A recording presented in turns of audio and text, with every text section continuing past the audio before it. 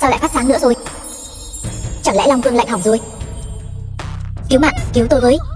Giữa ban ngày ban mặt dám ăn hiếp dân nữ, các ngươi dừng tay cho ta. Đây là tôn gia thủ phủ Giang Thành. Ngươi đừng xen vào việc của người khác. Ta sợ quá à.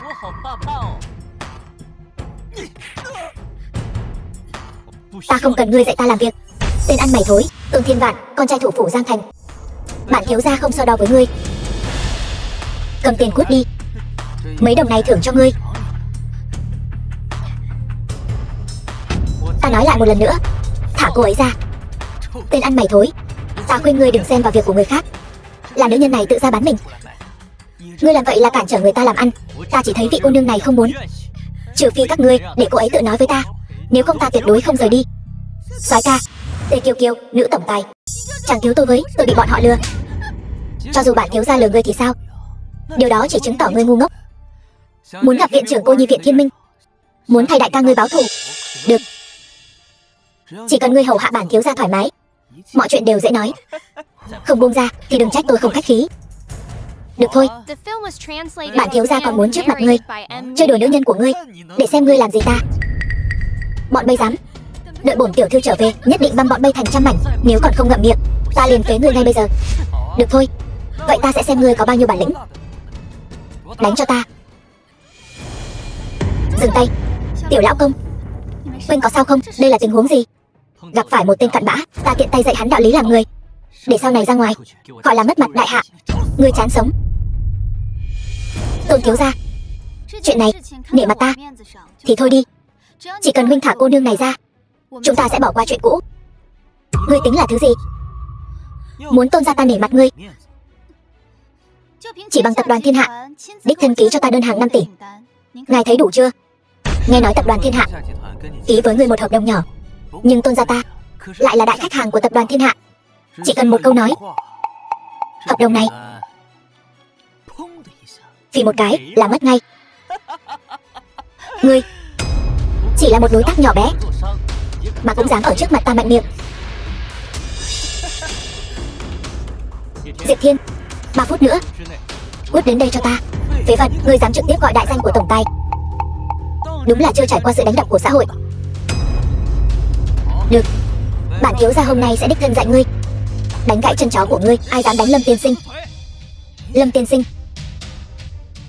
Diệp tổng, ở đây không có Lâm tiên sinh, nhưng mà ngài đến thật đúng lúc. Có một tên tiểu tử không biết trời cao đất dày dám mạo phạm ngài, tôi đang định dạy dỗ hắn. Ta thấy kẻ cần dạy dỗ là ngươi. Đánh gãy chân chó của hắn, dạy hắn biết quy củ. Diệp tổng, ngài có ý gì? Cho dù muốn dạy dỗ tôi, ngài cũng phải cho tôi một lời giải thích chứ. Họ Tôn kia, người đã đắc tội với ân nhân của ta, Lâm tiên sinh. Diệp tổng, hắn chỉ là một tên phế vật, làm sao có thể cứu ngài được? Ngài xem có phải là có hiểu lầm gì không? Câm miệng. Từ hôm nay trở đi, chấm dứt mọi hợp tác của Tôn gia với tập đoàn Thiên Hạ của ta. Diệp tổng, tôi sai rồi, xin ngài tha thứ cho tôi. Ngươi nên cầu xin không phải ta, mà là Lâm tiên sinh. Lâm tiên sinh, tôi không biết cô ấy là người của ngài. Nếu không cho tôi 10 lá gan, tôi cũng không dám. Xin ngài tha cho tôi không dám nữa. Tề tiểu thư, hắn tùy cô xử lý. Tề tiểu thư, tôi đảm bảo không dám nữa. Xin cô cho tôi một cơ hội sửa sai.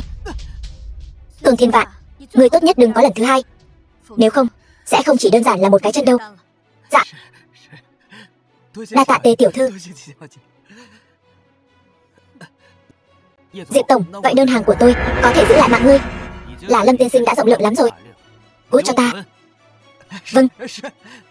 Đồ ăn mày thối, không xử được ngươi. Ta không họ Tôn. Lâm tiên sinh, thuộc hạ cáo từ. Đa tạ ngài ra tay nghĩa hiệp, dám hỏi tôn tính đại danh của ngài. Ngày sau ta Tề Kiều Kiều nhất định sẽ báo đáp, tiện tay giúp đỡ thôi. Cô nương không cần bận tâm. Tại hạ Lâm Khiếu. Thì ra chàng chính là vị hôn phu của ta. Cô nương, nàng chắc là nhận nhầm người rồi. Lâm Khiếu, rốt cuộc là chuyện gì đang xảy ra? Vậy chúng ta có việc về trước rồi nói sau. Mọi người thấy thế nào?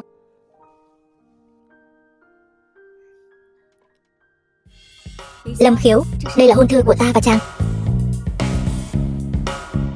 Đồ nhi Lâm Khiếu, sư phụ thấy nữ tử này có duyên với con, nên đã định hôn ước cho con với Tề Kiều Kiều. Sư phụ, người hại con thảm rồi. Sao? Bản tiểu thư không xứng với chàng sao? Không dám. Lâm Khiếu, ta mới là vợ chàng. Phải, tuy nàng đẹp hơn vợ ta, nhưng ta tuyệt đối sẽ không bỏ rơi Vân Vân. Vợ à, nàng yên tâm đi, ta yêu nàng nhất. Không biết xấu hổ. Vậy nếu chàng đã có vợ rồi thì hôn ước của chúng ta hủy bỏ. Hôn ước không thể hủy bỏ. Lâm Khiếu, chàng muốn hai tay hai nàng sao? Chàng nghĩ hay thật đấy. Không phải, vợ à, ta không có. Nàng buông tay trước đã.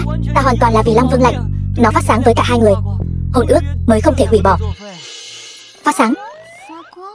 Đúng. Lúc ta xuống núi, sư phụ đã nói, chỉ cần Long Vương lạnh phát sáng với ai thì người đó chính là vợ ta. Bây giờ Long Vương lạnh phát sáng với cả hai người, nhất định có hàm ý gì đó. Ta cần nghiên cứu. Vì vậy, hôn ước không thể hủy bỏ. Lâm Khiếu, ta thấy chàng chính là ăn trong bát nhìn trong nồi. Vợ à, thì ra nàng nhìn ta như vậy. Ta giận rồi. Muốn dỗ dỗ, chàng nghiêm túc cho ta. Được rồi, vợ yêu, Tề tiểu thư, nàng thấy hôn ước của ta và nàng có thể tạm thời không hủy bỏ được không? Lâm tiên sinh vừa cứu ta, ta tự nhiên đồng ý. Hơn nữa, ta thấy Lâm tiên sinh cũng là một lựa chọn tốt. Tề tiểu thư, nàng phải biết mọi việc đều có trước có sau. Nếu nói về trước sau thì hôn ước của ta và Lâm tiên sinh đã được định từ 10 năm trước. Chuyện này chung quy vẫn phải xem ý của Lâm tiên sinh. Lâm Khiếu, ai là vợ ngươi? Ta có thể chọn cả hai được không?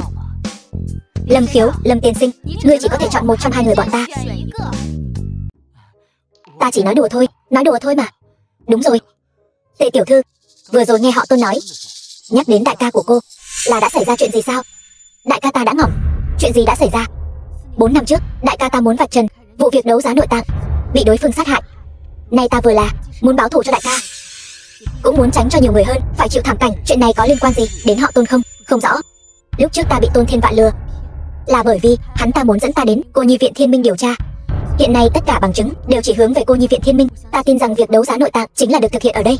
Không thể nào, Cô Nhi Viện Thiên Minh là do ta một tay tài trợ, tuyệt đối sẽ không xảy ra tình huống này. Không có gì là không thể. Rất nhiều trẻ mồ côi đều biến mất ở Cô Nhi Viện, đó chính là bằng chứng rõ ràng nhất. Càng có khả năng những nội tạng này đều là do những đứa trẻ này cung cấp. Ngài có thể xem qua. Tề tiểu thư, trời cao sáng suốt, nhất định sẽ không bỏ sót. Thật là độc ác. Tề tiểu thư, cô cứ yên tâm, chuyện này ta nhất định sẽ cho cô một lời giải thích. Đa tạ. Phải là ta cảm ơn cô mới đúng. Nếu chuyện này là thật, ta tuyệt đối sẽ không khoanh tay đứng nhìn. À đúng rồi, chính thức giới thiệu một chút, ta họ Sở, cứ gọi ta là Vân Vân tỷ là được. Vợ à, nàng đừng quá áp lực, chúng ta tin nàng trong sạch. Bây giờ việc cấp bách là gọi điện cho viện trưởng để xác nhận tình hình. Trong sạch? Ngươi cứ nói thẳng ta, còn trong trắng luôn đi. Cũng không phải là không được. Thứ nhất, ngươi chưa từng lấy mạng người. Thứ hai, chúng ta còn chưa ngủ với nhau. Ngươi im miệng cho ta. Xin lỗi, Tề tiểu thư, đã để cô chê cười rồi. Tôi sẽ gọi cho viện trưởng ngay. Sở tiểu thư, chuyện này vẫn làm phiền cô rồi. Không sao. Lưu viện trưởng, tôi điều tra được rất nhiều trẻ mồ côi đã biến mất ở Cô Nhi Viện. Chuyện này ông có gì muốn nói không? Sở tiểu thư, những điều này đều thuộc tình huống bình thường. Còn bọn họ không phải biến mất, mà chỉ là rời khỏi Cô Nhi Viện. Tình huống bình thường? Tôi không quan tâm bọn họ là biến mất hay rời khỏi Cô Nhi Viện. Ta hiện tại lập tức muốn người mau chóng tới đây, phải cho ta một lời giải thích. Chuyện này ngươi giấu giếm không báo, quả thực không coi ta ra gì. Vân Vân, Tôn thiếu muốn cùng ngươi hợp tác y liệu khí giới. Quách Phượng Hà, mẹ của Sở Vân Vân, cơ hội của các ngươi tới rồi. Tôn gia không phải người tốt gì, ta cự tuyệt hợp tác với bọn họ. Câm miệng, nói cái gì vậy? Tôn gia là thủ phủ Giang Thành, nói muốn hợp tác với ngươi, ngươi phải nắm bắt cơ hội. Tôn thiếu phẩm hạnh bất chính, vừa bị Lâm Khiếu dạy dỗ một trận, giờ lại nói muốn hợp tác với ta, ước chừng không có ý tốt gì. Ta thấy chuyện này thôi đi. Cái gì? Ngươi đắc tội Tôn gia đại thiếu? Vân Vân, chuyện này tuyệt đối không thể liên lụy Sở gia. Lần này ngươi nhất định phải cùng ta tới khách sạn Hoàng gia. Ta không đi. Sở Vân Vân, ta là mẹ ngươi, xin ngươi phải nghe ta. Ngươi đừng tưởng mình có chút bản lĩnh là không coi ta ra gì. Cả đời này không thể nào. Ta nói cho ngươi biết, nếu hôm nay ngươi không đi với ta, chính là không coi ta là mẹ ngươi. Khổ thân ta mang thai 10 tháng, nuôi một đứa con bất hiếu. Vợ yêu, ta cùng em đi. Ngươi dám? Sở Vân Vân, bây giờ đi với ta, cho dù ta có đi cũng sẽ không hợp tác với hắn. Lâm Khiếu, ngươi ở lại cùng Tề tiểu thư tiếp đãi viện trưởng, chốc nữa báo cáo lại cho ta. Đi thôi. Lâm tiên sinh, Xem ra mẫu thân của Sở tỷ tỷ không ưa gì ngài. Con đường theo đuổi vợ của ngài còn dài, không bằng cân nhắc ta. Ta cũng không kém Sở tiểu thư. Tề tiểu thư, cô đừng nói đùa tôi nữa. Các người là ai? Trưởng khoa Lưu. Tại sao xuất hiện ở nhà Sở tổng? Chúng tôi đương nhiên là nhận lời nhờ vả của Sở tổng, muốn các người nói rõ cô nhi viện Thiên Minh vì sao có nhiều trẻ mồ côi mất tích không rõ nguyên nhân, cho Sở tổng một lời giải thích đi. Cô nhi viện chúng tôi đều kinh doanh bình thường, trẻ con đều theo quy trình thông thường rời đi, không có vấn đề gì cả. Không có vấn đề. Vậy tại sao những đứa trẻ này về sau không có tin tức gì nữa? Lưu viện trưởng, ông rõ ràng là đang nói dối. Tôi nói bình thường là bình thường. Nếu không có việc gì, vậy tôi đi đây. Nếu ông dám đi, tôi sẽ bảo Sở tổng rút vốn. Cô thật là ngu xuẩn. Nếu đã như vậy, Sở Vân Vân muốn rút vốn thì cứ để cô ta rút vốn. Cô nhi viện Thiên Minh tôi không thiếu tiền. Xem ra ông cũng là một thành viên của tổ chức buôn bán. Giờ đặt trước mặt ngươi có hai con đường. Thứ nhất là khai ra kẻ chủ mưu đứng sau. Thứ hai, ngỏm, không ai dám đe dọa ta. Đứng sau lưng ta là Tôn gia, là Thiên Dược Hiệp hội. Bọn bây ai dám động đến ta,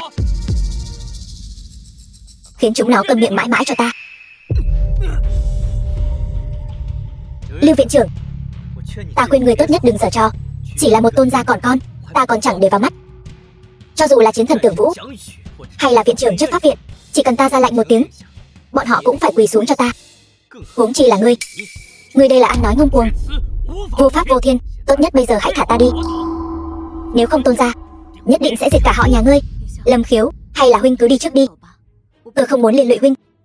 Đắc tội hắn chính là đắc tội với cả Tôn gia, đắc tội với cả thiên hội. Tề tiểu thư, hắn đây là tự chui đầu vào lưới. Tưởng Vũ, trong 3 phút bảo viện trưởng chấp pháp viện đến gặp ta. Làm người vẫn là đừng quá tự cao tự đại. Thằng nhãi, tự cao tự đại là ngươi đấy. Ai đang đợi ta vậy? Lý viện trưởng, sao ngài lại tới đây? Ta đến để chuẩn bị. Viện trưởng Lý, viện trưởng cô nhi viện, bắt ngươi về quy án. Lâm tiên sinh, ngài nói xem nên xử lý hắn thế nào? Ép hắn khai ra nơi giam giữ con tin, nếu không thì ngỏm. Vâng. Lý viện trưởng, hình như ngài nhầm rồi. Người ngài nên bắt là hắn ta mới đúng. Tất cả đều là hắn ta vu khống tôi. Ngài hãy thả tôi ra, đi bắt hắn ta. Ngoan cố lươn lẹo, tiếp tục đánh cho ta. Đánh đến khi nào hắn khai thì thôi. Nói hay không? Tôi không biết. Tôi cái gì cũng không biết. Các người cứ đánh ngỏm tôi đi, tôi cũng chẳng biết gì cả. Lưới trời lồng lộng, cái ác bất diệt. Lưu viện trưởng, ngươi hãy suy nghĩ cho kỹ. Cho dù kẻ chống lưng cho ngươi là Tôn gia, thì bọn họ cũng chỉ bỏ xe giữ tướng thôi. Ngươi thật sự không nói sao? Tôi cái gì cũng không biết. Tôi vô tội mà. Mau thả tôi ra. Tất cả những chuyện này đều là bọn họ ép tôi làm. Lâm tiên sinh, xin ngài chỉ thị kế hoạch hành động tiếp theo. Bắt Tôn Thiên Vạn, ép hắn khai ra nơi giam giữ con tin. Tôn thiếu, Lưu viện trưởng đã khai ra thân phận của ngài. Ngài nhất định phải nhanh chóng chuyển rời con tin. Lưu viện trưởng, đã nghe được bao nhiêu rồi? Thì ra là ngươi đứng sau thao túng tất cả, lấy những đứa trẻ ở cô nhi viện Thiên Minh làm nguồn cung cấp nội tạng buôn bán, dùng tính mạng của những đứa trẻ này để kiếm tiền. Sở tiểu thư chỉ là dùng nội tạng của chúng để cứu sống những người có giá trị hơn. Đó là vinh hạnh của chúng. Có phải trong mắt các ngươi những đứa trẻ này căn bản không phải là người, chỉ là một món hàng để các ngươi kiếm được khoản tiền cách xù, một công cụ? Không sai, Sở tiểu thư quả nhiên thông minh tuyệt đỉnh. Tôi còn luyến tiếc không muốn lấy mạng cô nữa, nhưng cô biết quá nhiều rồi. Vậy đi, tôi cho cô một cơ hội làm nữ nhân của tôi. Tôi sẽ tha mạng cho cô. Mơ đi. Nếu bây giờ ngươi chịu hối cải, khai ra nơi giam giữ lũ trẻ, coi như là chuộc tội. Nếu không khó thoát. Lâm Khiếu đang trên đường đến đây rồi, tự lo liệu đi. Sở tiểu thư, cô đúng là không uống rượu mời, lại muốn uống rượu phạt. Trói cô ta lại cho ta. Dạ.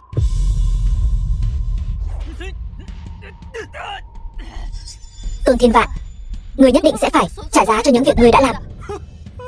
Trả giá chỉ bằng con nhóc này, hay tên ăn mày hôi hám đó. Cứ để hắn ta đến đây, ta muốn xem trước mặt hắn ngủ với nữ nhân của hắn, tên nhát gan đó sẽ phản ứng thế nào. Người vô sỉ, nhóc con, người dám đánh ta?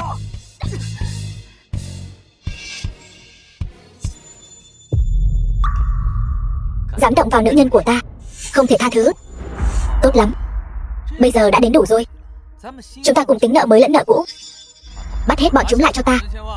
Tôn Thiên Vạn, ngươi thật là uy phong. Ta thấy nếu không phải ta là viện trưởng trước pháp viện này thì sau này trước đó là của ngươi rồi. Viện trưởng, chuyện nhà họ Tôn ông đừng xen vào. Hôm nay ta sẽ không tha cho bất kỳ ai trong số chúng.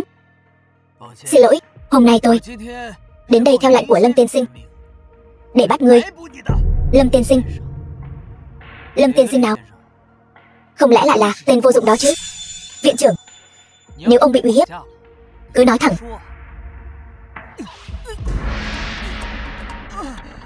Tôn Thiên Vạn, ta có thể cho ngươi một cơ hội. Khai ra nơi giam giữ con tin, ta có thể cân nhắc để ngươi ngỏm toàn thây. Kẻ ngỏm không toàn thây là ngươi. Viện trưởng, chỉ cần hôm nay ông không nhúng tay vào, nhà họ Tôn tôi nguyện dâng tặng ông 100 tỷ mỗi năm. Bản viện trưởng từ chối bất kỳ hành vi vi phạm pháp luật nào. Vậy nên ngươi vẫn nên ngoan ngoãn nói ra nơi giam giữ con tin. Đó là đáng đời bọn chúng. Ta nói cho ngươi biết, đám rác rưởi đó chỉ có một chút giá trị, chính là ta. Chính ta đã khiến mạng sống của chúng thể hiện ra giá trị. Bọn chúng căn bản không cần ngươi đến thay chúng đòi lại công bằng. Mau thả ta ra. Bớt nói nhảm. Nói hay không, cha ta sẽ không tha cho ngươi đâu. Không nói phải không? Ngỏm. Ta nói. Ta chỉ phụ trách việc mua sắm thiết bị y tế đối ngoại. Những việc khác ta hoàn toàn không biết, đều do cha ta phụ trách. Gọi điện cho cha ngươi. Cha, con sắp ngỏm rồi. Nói cho con biết nơi giam giữ con tin, con không muốn ngỏm. Con thật sự không muốn ngỏm. Con trai, con làm sao vậy? Ai dám động đến con, ta sẽ băm thằng khốn đó ra. Là một tên phế vật họ Lâm. Hắn mang theo viện trưởng trước pháp viện đến bắt ta. Con không muốn ngỏm. Con không muốn ngồi tù. Cha cứu con với. Họ Lâm, đây là nhân vật lớn nào vậy? Ngay cả chấp pháp viện cũng có thể điều động. Hắn tên gì? Lâm Khiếu. Cũng chỉ là tên trai bao, được Sở Vân Vân bao nuôi. Ta nói cho ngươi biết, giữ mồm giữ miệng cho sạch sẽ. Ngươi mà còn dám bất kính với Lâm tiên sinh, cẩn thận chúng ta đánh nát miệng ngươi. Bảo cha ngươi, hạn cho ngươi 3 giây. Nói ra nơi giam giữ con tin. 3, 2. Cha, chúng thật sự dám lấy mạng người. 1. Ta nói, đừng động đến con trai ta. Tuy nhiên, các ngươi phải thả hắn ra trước. Nếu không ta tuyệt đối không mở miệng. Thả hắn ra. Cút đi. Xem nào, cuối cùng chẳng phải vẫn phải thả ta ra sao? Ngươi nhớ kỹ, ta sẽ khiến ngươi phải trả gấp vạn lần cái giá này. Ta đợi đấy. Tôn thiếu gia, ngài làm sao vậy? Tôi chỉ đi vệ sinh một lát. Ngài đã muốn đi rồi sao? Có phải con gái tôi tiếp đãi không chu đáo không? Vân Vân, hợp đồng thiết bị y tế đã ký với Tôn thiếu gia chưa? Mẹ, Sở gia chúng ta tuyệt đối sẽ không hợp tác với loại người này. Để hắn đi. Quách Phượng Hà, con gái bà nuôi dạy tốt lắm. Tôi nói cho bà biết, từ hôm nay trở đi, bà và con gái bà bị loại khỏi Sở gia. Còn ngươi đồ đáng ghét, ta sẽ khiến ngươi phơi thây ngoài đồng. Tất cả những chuyện này đều do ngươi mà ra. Đây là báo ứng của ngươi. Bây giờ bắt đầu. Về bảo cha ngươi thành thật khai báo. Ngươi muốn ngỏm à? Thiên đường có lối, ngươi không đi, vậy ta sẽ tiễn ngươi xuống địa ngục sám hối. Lâm Khiếu, ngươi dám? Nếu ngươi lấy mạng ta, ngươi sẽ vĩnh viễn không tìm thấy tung tích con tin. Không ai dám uy hiếp ta. Dừng tay. Manh mối không thể đứt đoạn tại đây được. Tề tiểu thư. Lâm Khiếu, mau lại xem Tề tiểu thư. Sau đó sẽ tính sổ với Tôn Thiên Vạn. Cũng kịp, vợ yêu nói có lý. Nhưng hắn tội ngỏm khó tha. Lần này là tử tôn căn, lần sau sẽ lấy đầu ngươi. Đem thiếu gia các ngươi cút. Lâm Khiếu, chúng ta đưa Tề tiểu thư đến bệnh viện thôi. Tề tiểu thư yên tâm, cô sẽ không sao đâu. Lâm Khiếu, đợi Tề tiểu thư tỉnh lại, ngươi có cách nào xóa bỏ vết sẹo trên eo nàng không? Tất nhiên là không thành vấn đề. Xem ý nguyện của nàng thôi. Đúng rồi, ta về thu dọn một chút, nói với mẫu thân một tiếng. Ngươi về sau đừng dính líu đến Tôn gia nữa. Được.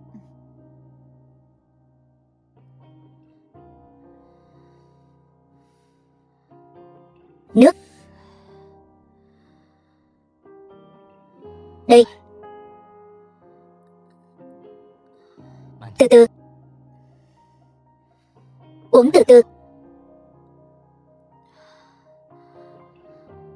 Lâm tiên sinh, vì vụ án buôn bán nội tạng đã có manh mối, nên việc tìm hiểu sâu hơn Không cần liên lụy đến anh nữa.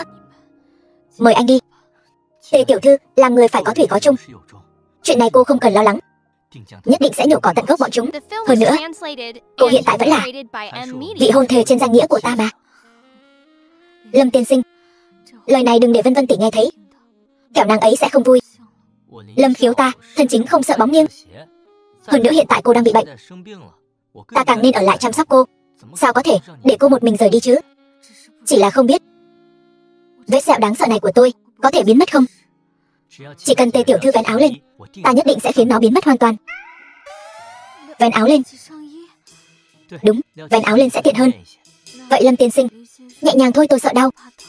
Cô yên tâm, lúc đầu có thể hơi đau một chút, về sau sẽ rất dễ chịu.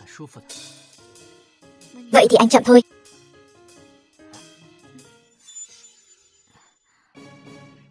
Hai người đang làm gì vậy? Phụ thân. Lâm Khiếu, tiểu tử này hại ta, biến thành thái giám, thành một kẻ không ra nam không ra nữ. Phụ thân, ta nhất định phải lấy mạng hắn, con yên tâm. Ta nhất định sẽ để con tự tay lấy mạng hắn, để trả mối hận trong lòng con. Phụ thân, Thiên Dược Hội chẳng phải có rất nhiều thần y sao? Gọi bọn họ đến cứu ta. Xin lỗi Tôn thiếu, Thiên Dược Hội chúng tôi cũng bó tay. Còn ta hôm nay đến đây là để lấy mạng các ngươi. Thì tốt, giữ xe. Thiếu chủ, thuộc hạ không hề tiết lộ cái gì cả. Ngài nhất định phải nghĩ cách cứu con trai tôi. Tuyệt đối không thể để hương hỏa nhà họ Tôn bị dập tắt. Các ngươi là chẳng nói gì cả, nhưng mà đã tra ra các ngươi rồi. Các ngươi chỉ có thể ngỏm. Hãy để manh mối đều đứt đoạn tại các ngươi. Khoan đã, ta có thể lấy mạng chúng để trừ hậu họa. Nói, ta quen biết Chiến Vương, tuyệt đối sẽ không liên lụy đến Thiên Dược Hội. Được, ta cho các ngươi một cơ hội chuộc tội. Chỉ cần các ngươi có thể làm cho tất cả manh mối đều đứt đoạn tại đây, ta sẽ cho con trai ngươi lại trở thành một người đàn ông. Được, cảm ơn thiếu chủ. Lâm Khiếu, có tin tức về con tin chưa? Vẫn chưa. Ta đoán tên khốn đó 8 phần là không muốn nhận trách nhiệm. Không, ta đến để tự mình nói cho ngươi biết. Ta thấy các ngươi rõ ràng là không biết hối cải, nhưng đến cuối cùng các ngươi sẽ phát hiện tất cả những gì các ngươi làm chỉ là ngu ngốc mà thôi. Ngươi chính là Lâm Khiếu, dám phế con trai ta. Hôm nay ta sẽ băm ngươi ra. Chiến Vương, tên nhóc này làm phiền cô rồi. Chiến Vương, ngươi là thuộc hạ của ai? Lâm Khiếu, ngươi vậy mà ngay cả Chiến Vương cũng chưa từng nghe qua. Nàng ấy là nữ Chiến Vương duy nhất của đại hạ ta, từng đồ sát 5 nước trong một ngày, sắp trở thành một trong tứ đại chiến thần Vương Huệ Đình. Nếu ngươi biết điều, bây giờ cầu xin tha thứ, biết đâu có thể giữ lại cho ngươi toàn thây. Lâm Khiếu, sao còn chưa tự kết liễu tạ tội? Ta hỏi, ngươi là thuộc hạ của ai? Ngươi một đời Chiến Vương, vậy mà lại tiếp tay cho giặc. Ngươi căn bản không xứng xưng vương. Ta khinh. Chiến Vương rõ ràng là hắn ta, không phân biệt phải trái. Tôi muốn hắn ngỏm. Chiến Vương, năm đó cô được cha tôi ban ơn mới sống sót, cô nhất định phải biết ơn đáp nghĩa, lấy mạng bọn chúng. Lâm Khiếu, nhà họ Tôn từng có ơn với ta, vậy thì hôm nay ta chính là báo ơn. Chỉ đại diện cho thân phận cá nhân của ta Vương Huệ Đình, cũng không hổ thẹn với ngôi vị Chiến Vương của ta, càng không hổ thẹn với danh hiệu đứng đầu chiến thần. Lấy mạng. Chuyện gì vậy? Vương Huệ Đình, bây giờ ngươi dừng tay vẫn còn kịp. Ít nói nhảm, lấy mạng ra đây.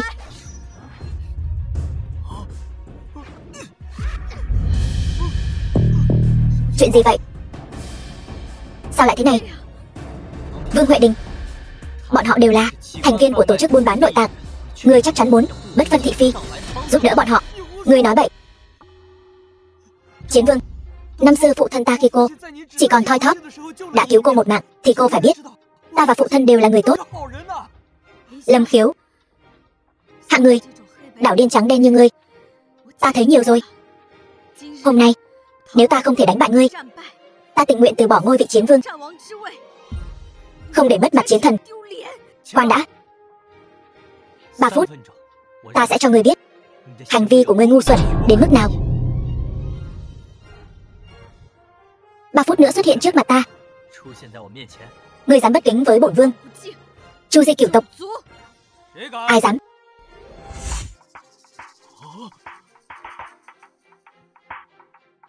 Vương Huệ Đình bái kiến chiến thần. Không biết chiến thần đến đây vì sao? Vương Huệ Đình, Lâm tiên sinh là ân nhân của ta, ngươi là thuộc hạ của ta. Ngươi dám Chu Di cửu tộc Lâm tiên sinh, e là phải tính cả ta vào đó. Thuộc hạ không dám. Lâm tiên sinh, ngài thấy xử trí thế nào? Chiến vương. Lâm Khiếu chỉ là một tên ăn mày hôi hám, làm sao có thể quen biết chiến thần chi chủ Diệp Thiên? Ta thấy đối phương rõ ràng là thuê một diễn viên, mượn danh nghĩa chiến thần để lừa bịp thiên hạ. Còn ta nói không sai. Nếu không, tại sao hắn lại muốn ngài nghe theo sự điều khiển của hắn? Đây rõ ràng là mượn thân phận của ngài. Chiến vương, ngàn vạn lần đừng để lũ tiểu nhân này lợi dụng. Ngươi dám nghi ngờ ta? Không phải. Chiến vương, người không biết thuật dịch dung đại hạ đã lưu truyền ngàn năm. Lỡ như người này lợi dụng thuật dịch dung giả dạng thành chiến thần để làm tổn hại danh dự của chiến thần, ngươi chứ có lơ là. Ngươi có biết mạo danh chiến thần đại hạ sẽ ra sao không? Quân lạnh, ai dám mạo danh? Thuộc hạ biết lỗi, xin chiến thần trách phạt. Nếu các ngươi còn dám đảo lộn trắng đen, lập tức toi mạng. Vâng, là người của Thiên Dược Hội sai khiến tôn gia chúng tôi bắt nhốt trẻ em của cô nhi viện Thiên Minh. Bọn chúng ở tầng hầm của Thiên Dược Hội. Tất cả những chuyện này đều không liên quan đến tôn gia chúng tôi. Mong đại nhân xử lý khoan hồng. Diệp Thiên, ngươi dẫn Vương Huệ Đình đến tầng hầm Thiên Dược Hội giải cứu con tin. Đưa bọn họ đi. 3 ngày sau tập hợp tại Thiên Minh hội sở. Vâng. Ngươi vẫn chưa định khai thật thân phận với ta. Lâm Khiếu, chàng rốt cuộc khi nào mới chịu tin ta? Phu nhân, không phải ta không tin nàng, mà là cho dù ta có nói ra, e rằng nàng cũng chẳng tin. Cái cớ này. Vậy được rồi. Thật ra ta là điện chủ Long Vương Điện. Những kẻ như Tưởng Vũ, Diệp Thiên đều là thuộc hạ của ta. Cái gì? Chiến thần Tưởng Vũ, thủ phủ thế giới, Diệp Thiên cũng là thuộc hạ của chàng sao? Lâm Khiếu, ta biết chàng có chút bản lĩnh, nhưng chàng cũng đừng nói những lời hoang đường như vậy chứ. Đây là gì chứ? Kể cả là đường chủ Cứu Thế Đường, Dịch Tùng thì cũng phải nghe theo sự sai khiến của ta, cho nên sau này phải đối xử tốt với phu quân đấy, nghe rõ chưa? Chàng muốn ăn đòn hả? Được rồi, ta đã nhận được tin tức, 3 ngày nữa sẽ có một buổi đấu giá diễn ra tại Thiên Minh hội sở. Lần này nhất định phải tóm gọn bọn chúng. Phu nhân, chúng ta đi ăn thôi, ta đói bụng lắm rồi. Lâm Khiếu, chuyện chưa giải quyết xong, chàng đã muốn ăn cơm rồi. Nói đi, hôn ước của chàng và Tề tiểu thư định khi nào thì hủy bỏ? Lâm Khiếu, tôi đã thích anh rồi, tuyệt đối sẽ không hủy bỏ hôn ước với anh đâu. Cái này, Lâm Khiếu, ai mới là vợ chàng? Hai vị, như thế này đi, sau khi buổi đấu giá kết thúc, ta nhất định sẽ cho hai vị một câu trả lời. Lâm Khiếu, ta là một nam nhân đàng hoàng, đã nhận định một người thì sẽ là cả đời. Nếu đã như vậy, vậy anh hãy tránh mặt một chút. Chuyện gì mà cần phải đuổi tôi đi mới nói được vậy? Bí mật giữa con gái chúng tôi. Thôi được, cục cưng.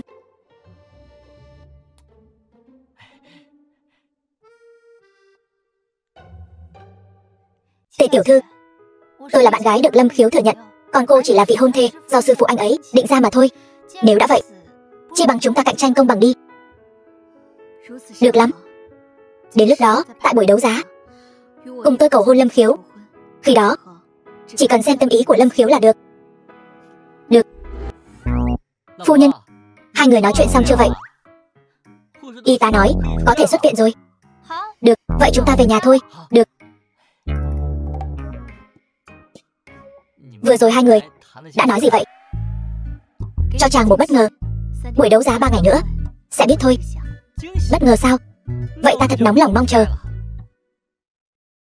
Phụ thân, Tôn gia phụ tử đã xa lưới rồi. Vị trí con tin ta đã sắp xếp người chuyển đi rồi. Làm tốt lắm. Là ai? đã bày mưu tính kế tất cả những chuyện này là Sở Vân Vân nuôi một tên trai bao.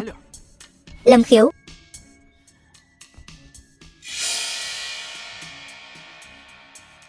Vậy thì cứ để Lâm Khiếu ngỏm, để cho mọi người thấy. Vâng, con trai sẽ đi ngay bây giờ. Phải 2 sát thủ đẳng cấp thế giới, tuyệt đối không tha cho hắn.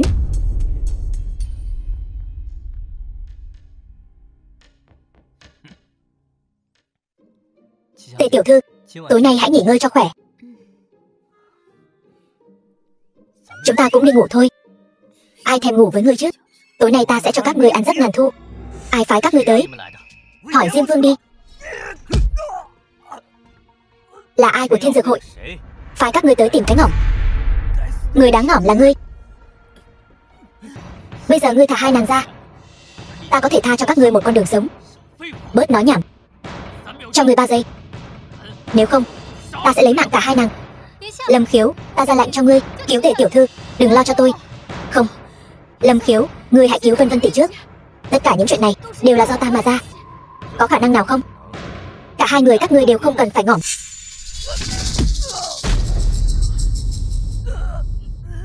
Nói ra kẻ chủ mưu đằng sau. Ta là Nhất Đại Thần Y, có rất nhiều cách để cho ngươi sống không bằng ngỏm, muốn ngỏm cũng không được. Nếu ngươi không muốn thử loại thân thể tan nát nhưng thần trí vẫn tỉnh táo cơn đau đó thì nói cho ta biết.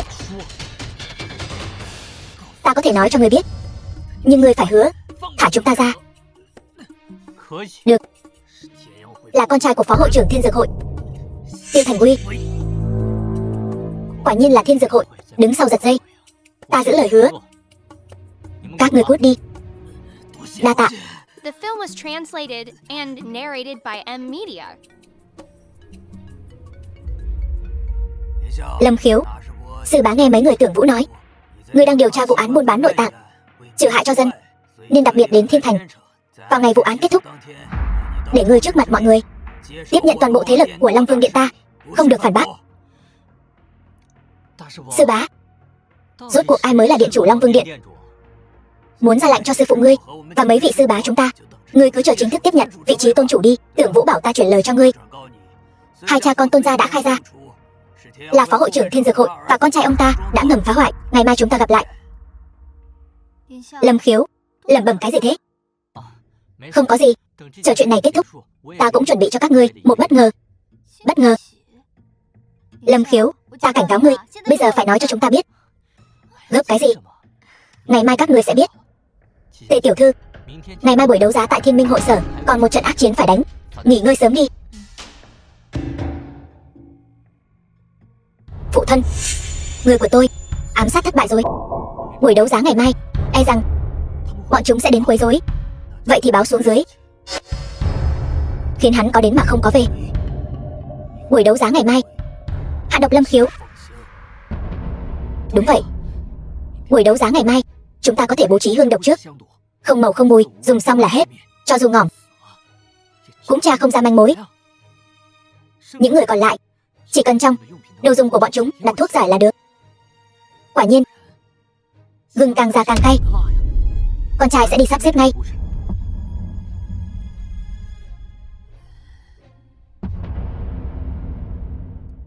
Lần này nhất định phải cướp lấy vị trí Phó Hội trưởng Thiên Dược Hội. Lật đổ sao? Tôi thấy Hội trưởng Thiên Dược Hội e rằng cũng khó thoát khỏi liên lụy.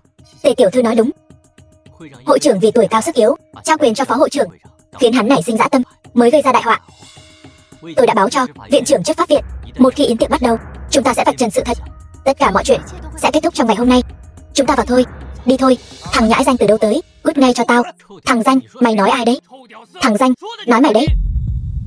2 người đẹp đi với hắn ta chi bằng đi với anh. Anh tuy chỉ là bảo vệ, nhưng anh là bảo vệ của Thiên Dược Hội. Đồ chó mắt coi thường người. Mày có tư cách gì bảo tao cút? Em gái à, mày dám mắng tao? Chán sống. Chúng ta vào. Không có thư mời cấm vào. Nếu Lâm Khiếu ta hôm nay nhất quyết phải vào thì sao? Vậy thì là không uống rượu mời, lại muốn uống rượu phạt, tự chuốc lấy khổ. Người đâu? Đánh gãy chân của nó, ném ra khỏi Thiên Minh hội sở.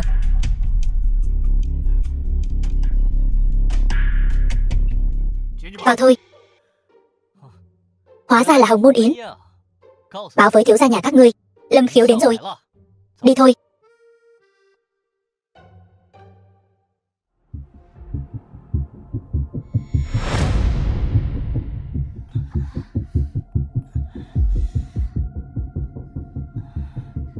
film was translated Tôi thấy and narrated by hơi M chóng mặt. Media. Hôm nay, vật phẩm đầu tiên được đấu giá. Cái này được đấy. Trái tim. Chất lượng cực tốt. Giá khởi điểm 5 tỷ. Mua đi.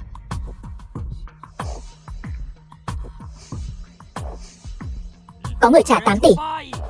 8 tỷ lần 1. 8 tỷ lần 2. 8 tỷ lần 3. Chốt. Tiếp theo, mời Trương tiên sinh lên nhận. Cảm ơn Thiên Dược Hội đã cho vợ tôi cơ hội sống lần thứ hai. Cảm ơn. Dừng tay. Nơi này bị phong tỏa. Ngươi là ai?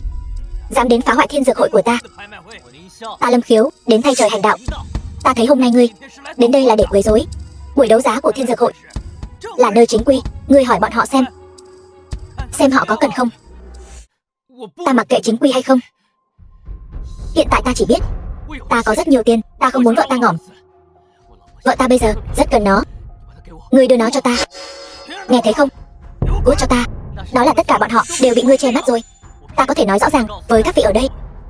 Hiện tại trong buổi đấu giá nội tạng, tất cả nội tạng đều là ngỏm bất thương, được lấy từ xác người sống. Hành vi độc ác như vậy, tất cả đều là vì phú quý tột đỉnh. Còn những người các ngươi đều là đồng lõa. Các ngươi còn không dừng tay. Đây chính là Thiên Dược Hội. Đây chính là thương hiệu lâu đời của Thiên Thành. Sao ngươi dám vu khống nó tàn hại người vô tội? Sao ngươi dám khẳng định những người ở đây đều là đồng lõa? Ngươi thật là không biết trời cao đất dày. Nói suông không bằng chứng. Có bản lĩnh thì ngươi đưa ra bằng chứng. Bằng chứng chính là những nội tạng này. Tất cả đều là của những đứa trẻ ở cô nhi viện Thiên Minh. Là từ thân thể nóng hổi của chúng mà lấy ra. Các ngươi còn muốn bằng chứng gì nữa? Thật là hoang đường. Thiên Dược Hội ta, tất cả đều là chính quy. Được, vậy ngươi nói cho ta biết, những nội tạng này từ đâu mà có? Nói. Không nói được nữa rồi. Vậy ngươi để người biết. Đến nói cho ta biết đi. Vậy để ta nói cho ngươi biết. Đây là do đại hạ ủy quyền. Ta đứng trước mặt mọi người chính là vì tuân theo bổn phận của người thầy thuốc, cứu chữa thiên hạ. Ta đã cứu vô số người, hóa ra đổi lại được kết cục như ngày hôm nay. Được. Vậy thì bây giờ dừng lại. Không thể dừng lại hội trưởng. Tên này chính là Lang Băm. Ngươi phải xin lỗi hội trưởng. Xin lỗi. Nếu không thì ngươi đừng hòng rời khỏi đây. Xin lỗi. Ai dám bắt Lâm Khiếu xin lỗi? Các ngươi không phải muốn bằng chứng sao? Vậy ta cho các ngươi bằng chứng. Những đứa trẻ trong ảnh này, nội tạng đều đã biến mất. Những bằng chứng này đủ chưa? Một tấm ảnh thì có thể chứng minh được gì? Ta thấy ngươi và Lâm Khiếu này chính là đồng bọn, muốn vu khống hội trưởng, mưu lợi từ đó. Ta thấy tên này rõ ràng là trai bao của nữ nhân này. Thật là đồ bỏ đi. Lời của một kẻ vô dụng. Các người nói xem có cần thiết phải nghe không? Tôi phải đi rồi, vợ tôi không thể chờ được nữa. Ngươi có thể đi, nhưng trái tim này phải để lại. Đây là bằng chứng phạm pháp của bọn chúng. Ngươi không thể mang đi. Cút, ta nói cho ngươi biết. Tất cả mọi thứ ở đây đều không liên quan đến ta. Ta chỉ cần vợ ta sống. Nếu biết điều thì mau cút đi cho ta. Đừng cản đường ta. Còn nữa, trái tim này ta đã mua rồi. Bây giờ nó là của ta. Ta có quyền mang nó đi. Vậy những người đã ngỏm thì sao? Mạng vợ ngươi là mạng. Mạng những đứa trẻ này không phải là mạng sao? Hãy để hắn ta đi. Vợ hắn ta vô tội.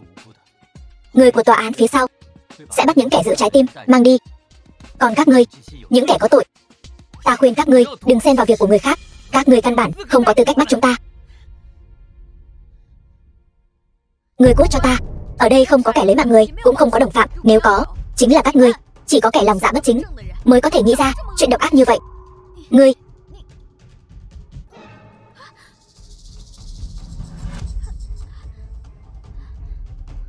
Lâm Khiếu, chuyện gì đang xảy ra vậy? Không sao. Tẩy tủy đan bắt đầu phát huy công hiệu rồi.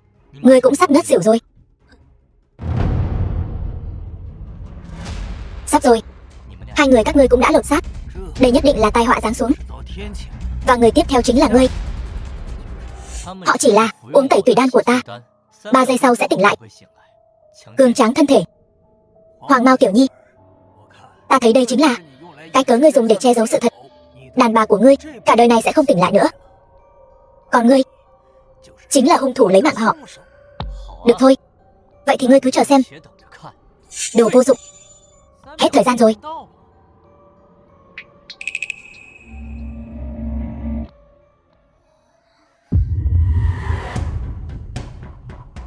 Lâm Khiếu, chuyện gì vậy? Đương nhiên là hội trưởng đại nhân muốn ta lâm mẫu ngỏm, cố ý thả hương độc trong không khí, không màu không mùi, muốn lấy mạng ta, cuối cùng lại đổ tội cho tai họa, để ta mang theo tiếng xấu cả đời mà ngỏm. May mà ta là tiểu thân y Mãng Sơn, nhìn thấu được quỷ kế của hắn. Hương độc, hương cái khỉ gì độc, ở đây căn bản không có đốt hương. Hội trưởng, đuổi bọn họ ra ngoài, đuổi ra ngoài. Nếu mọi người đã đồng ý, vậy ta sẽ bắt người này, mang đi. Lâm Khiếu, người thua rồi. Ta sợ quá à. Viện trưởng chấp pháp viện, hội trưởng Thiên Dược hội đã đến. Trải qua kiểm tra của chấp pháp viện, xác định phó hội trưởng Thiên Dược hội cùng con trai hắn chính là kẻ chủ mưu đứng sau vụ án mua bán nội tạng. Những kẻ tham gia, viện trưởng trại trẻ mồ côi Thiên Minh, cha con họ Tôn, đã sát hại 10.082 người. Trước tiên mang tội nhân ra ngoài. Lưới trời lồng lộng, thư mà khó lọt. Mang bọn chúng đi, là bọn chúng vu oan giá họa cho tôi. Các ngươi không thể mang ta đi. Ta nói cho các ngươi biết ta không nhận. Lâm Khiếu, ta không thua. Ngươi không có chứng cứ. Chứng cứ? Những đứa trẻ ngỏm oan ở trại trẻ mồ côi chẳng phải là chứng cứ sao? Lời khai của đồng bọn ngươi chẳng phải là chứng cứ sao? Còn cả những đứa trẻ bị giam cầm dưới hầm Thiên Dược hội của ngươi, bao gồm cả những nội tạng này, cái nào chẳng phải là chứng cứ? Ngươi còn muốn chứng cứ gì nữa?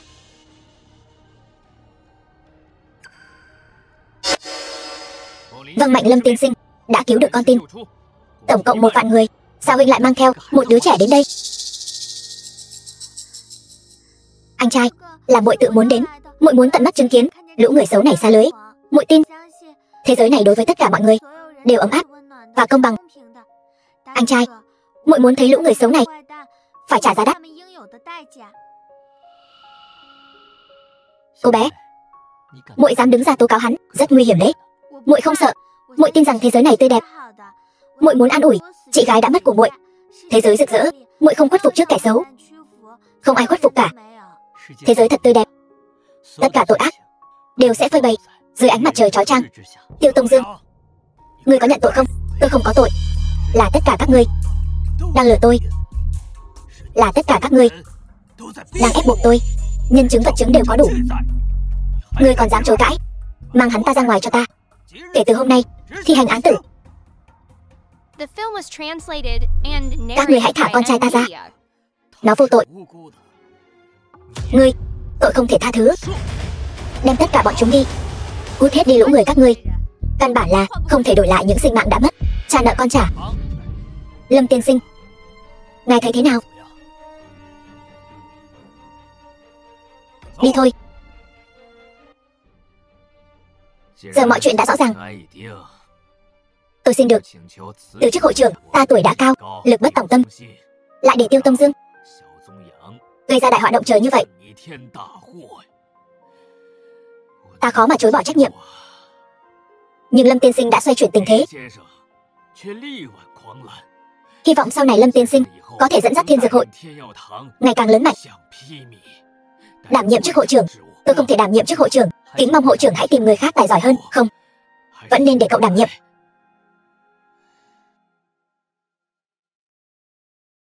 Chân nhân của Long Vương Điện, Diệp Thiên của tập đoàn Thiên Hạ, Tưởng Vũ người đứng đầu tứ đại chiến thần, Diệp Tùng đường chủ cứu thế đường. Bái kiến tôn chủ. Mong tôn chủ kế vị. Đại sư bá, giờ nhiệm vụ đã hoàn thành. Tôi chỉ muốn về nhà cưới vợ sinh con, sống cuộc sống bình thường. Trước tôn chủ tôi xin miễn. Lâm Khiếu, cưới tôi nhé. Trời ơi bà xã Tề tiểu thư, đây là điều bất ngờ mà mọi người chuẩn bị sao? Đây rõ ràng là kinh hãi mà. Trước mặt bao nhiêu người như vậy, tôi từ chối ai cũng không được. Vậy mọi người đứng dậy trước đi, chúng ta về nhà rồi nói tiếp. Đại sư bá cũng đứng dậy đi. Trước tôn chủ, để tôi suy nghĩ thêm. Tôn chủ, Long Vương Điện chúng tôi đã mời rộng rãi các gia tộc danh môn vọng tộc ở Nam tỉnh, sẽ được tổ chức trong vòng 3 ngày tiệc nghênh đón gió cho ngài. Nếu ngài không đồng ý thì chính là phía Long Vương Điện chúng ta mất hết mặt mũi. Bây giờ ngươi chỉ có thể đi. Sư bá, ngươi đây rõ ràng là ép mua ép bán. Ta khi nào đã đồng ý? Ngươi mời mọi người rồi. Dù sao ta cũng không đi. Vợ Tề tiểu thư, chúng ta đi thôi. Lâm Khiếu, bây giờ có thể nói cho chúng tôi biết rồi chứ, không? Trước đó, ta phải trả lời câu hỏi của các ngươi. Thật ra, ta là truyền nhân của Long Vương Điện. Chiến thần Tưởng Vũ gì đó, Diệp Thiên của tập đoàn Thiên Hạ gì đó, Dịch Tùng đường chủ cứu thế đường gì đó, đều là thuộc hạ của ta. Ngạc nhiên không? Bất ngờ không? Ngươi đừng làm loạn nữa. Thôi đừng nói chuyện này nữa, mau nói cho chúng tôi quyết định của ngươi. Ta là truyền nhân của Long Vương Điện. Lần này xuống núi chính là để tìm kiếm người định mệnh, để sinh ra hậu duệ mạnh nhất của Long Vương Điện. Bây giờ nhiệm vụ đã hoàn thành, cũng là lúc nói cho các người biết rồi. Nếu không thì mấy người chiến thần Tưởng Vũ, Diệp Thiên, còn có Dịch Tùng, nhân vật lớn như vậy, sao có thể nghe lời ta? Lời này có thật không? Long Vương Điện là vượt trên cả triều đình đại hạ chúng ta, được vạn người tôn sùng. Lâm Khiếu, thì ra đây chính là bí mật mà ngươi che giấu. Đúng vậy. Vợ à, tôi chỉ muốn sống khiêm tốn thôi. Hơn nữa, tôi căn bản không muốn tiếp nhận thế lực to lớn này, chỉ muốn cùng vợ sống một cuộc sống bình dị. Không đúng, Lâm tiên sinh, ngài vừa là người của Long Vương Điện, lại vừa là nhân vật lớn đứng sau Diệp Thiên và Tưởng Vũ. Tại sao từ trước đến giờ tôi cũng chưa từng nghe nói đến? Lâm Khiếu, rốt cuộc là chuyện gì vậy? Đương nhiên là tôi không muốn để bọn họ biết, nếu không cửa nhà tôi sẽ bị đạp nát mất. Hơn nữa, quyền lực này là dùng chúng sinh đổi lấy. Áp lực như vậy tôi không muốn gánh vác. Nói như vậy, ai ở bên cạnh ngươi, người đó chính là tôn chủ phu nhân. Đúng vậy. Được thôi, Lâm Khiếu, ngươi không nói sớm không nói muộn, lại cứ nói bây giờ. Có phải là muốn ta cùng Tề tiểu thư đều làm phu nhân của ngươi? Ngươi nói rõ ràng cho ta và Tề tiểu thư, ngươi rốt cuộc chọn ai? Vân Vân, tôi đã sớm chọn cô rồi. Cô nói như vậy thật khiến tôi lạnh lòng. Mau gọi chồng đi. Ngươi nằm mơ. Nếu ngươi không gọi, ta sẽ cùng Tề tiểu thư ở bên nhau. Ngươi dám? Vậy thì mau gọi chồng đi. Ngươi, Vân Vân tỷ, nếu ngươi không thích Lâm Khiếu, hay là vị trí tôn chủ phu nhân này, để ta thay ngươi đảm nhiệm. Không được, vị trí phu nhân của Lâm Khiếu chỉ có thể là ta. Gọi chồng, vị trí tôn chủ phu nhân sẽ là của ngươi. Lâm Khiếu, ngươi gan to lên rồi phải không? Còn tôn chủ phu nhân nữa, khi nào thì ngươi lại muốn trở thành tôn chủ? Bây giờ sư phụ và đại sư bá đã quyết tâm ép ta lên vị trí cao, nếu không cũng sẽ không tuyên bố 3 ngày sau tổ chức yến tiệc đón gió cho ta. Thông báo cho nhiều người như vậy chính là vì muốn ép buộc ta trở thành tôn chủ. Xem ra vị trí tôn chủ này ta không muốn làm cũng phải làm. Lâm tiên sinh, năng lực của ngài không cần bàn cãi, và trách nhiệm như vậy ngài cũng phải gánh vác. Còn ta giờ cũng đã báo thù cho ca ca để kẻ ác bị bắt. Vậy hôn ước của chúng ta đến đây coi như hủy bỏ, chia tay tại đây thôi. Tề tiểu thư, Long Vương lạnh phát sáng với cô, nhất định là có nguyên nhân. Ta đã bẩm báo việc này với sư phụ. Xin mời Tề tiểu thư ở lại thêm vài ngày. Phải biết rằng Long Vương lạnh liên quan đến mạch sống của Long Vương Điện ta, càng liên quan đến thiên hạ, không thể đùa giỡn. Nếu không sinh linh đầu thán, vậy thì phiền phức rồi. Sở Tử Phong, hắn tìm ta có việc gì? Sở Vân Vân, bây giờ ngươi hãy cút đến tập đoàn Thiên Hạ, lão phu nhân muốn gặp ngươi. Vân Vân tỷ, chuyện gì vậy? Lão phu nhân đột nhiên muốn gặp ta. Vợ à, bọn họ đến nhất định là không có ý tốt. Ta cùng ngươi đi, kẻo bọn họ lại bắt nạt ngươi.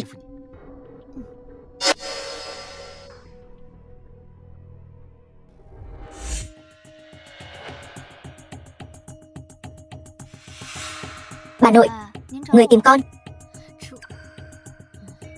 Sở tiểu thư, Diệp tổng mấy hôm trước đã bảo tôi gửi lời mời cho cô, đã được người nhà của cô tiếp nhận. Thiên Hạ tập đoàn chúng tôi, nhưng hợp đồng độc quyền đại lý này chỉ có thể do cô và tôi ký kết. Cô xem nếu không có vấn đề gì thì chúng ta sẽ ký hợp đồng luôn.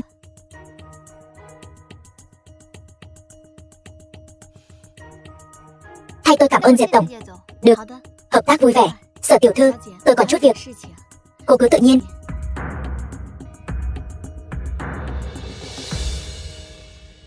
Sở Vân Vân, đem hợp đồng cho ta. Đem lại đây.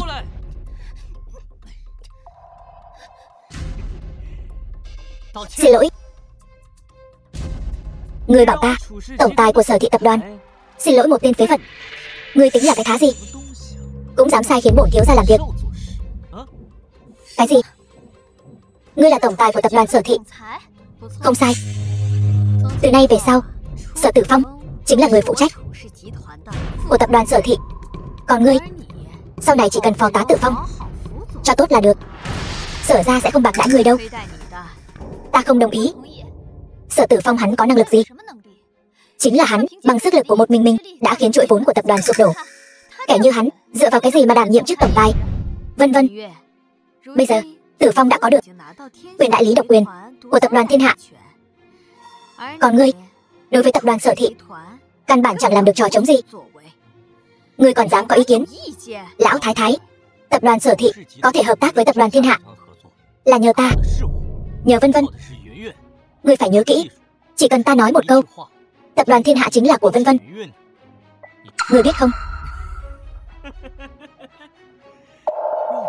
Cái này còn hơn cả bổn thiếu gia. Còn một câu nói, cái tập đoàn Thiên Hạ này đều là của Sở Vân Vân sao? Ngươi tưởng tập đoàn Thiên Hạ là do nhà ngươi mở ra? Đúng vậy. Lâm tiên sinh chính là người phụ trách thực sự của tập đoàn Thiên Hạ chúng tôi. Tổng tài tập đoàn Thiên Hạ, sao có thể như vậy được? Lâm Khiếu, hắn cùng lắm chỉ là một tên phế vật mà thôi, sao có thể là người phụ trách của tập đoàn Thiên Hạ được chứ? Dám bất kính với Lâm tiên sinh, ta sẽ khiến Sở ra các ngươi từ hôm nay trở đi bị loại khỏi thiên thành. Đưa bọn chúng xuống cho ta. Dừng tay, tất cả dừng tay cho ta. Diệp tổng, rốt cuộc là chuyện gì đang xảy ra vậy? Được, vậy ta sẽ nói cho ngươi biết. Nếu không phải vì Lâm tiên sinh, tập đoàn Thiên Hạ chúng ta căn bản sẽ không phá lệ hợp tác với Sở Thị các ngươi. Tất cả đều là do Lâm tổng phân phó. Sao có thể? Lão Thái Thái, không có gì là không thể cả. Nếu không phải vì có Vân Vân, ngươi nghĩ Sở ra bây giờ dựa vào cái gì? Chỉ dựa vào sự thiên vị của ngươi sao? Lâm Khiếu, dù ngươi có là tổng tài tập đoàn Thiên Hạ thì cũng là con rể Sở ra ta trước đã. Ngươi dám bất kính với bà nội? Con rể Sở ra sao?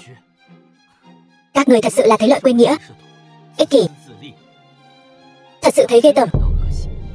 Bây giờ mới nghĩ đến, muộn rồi. Đưa đi.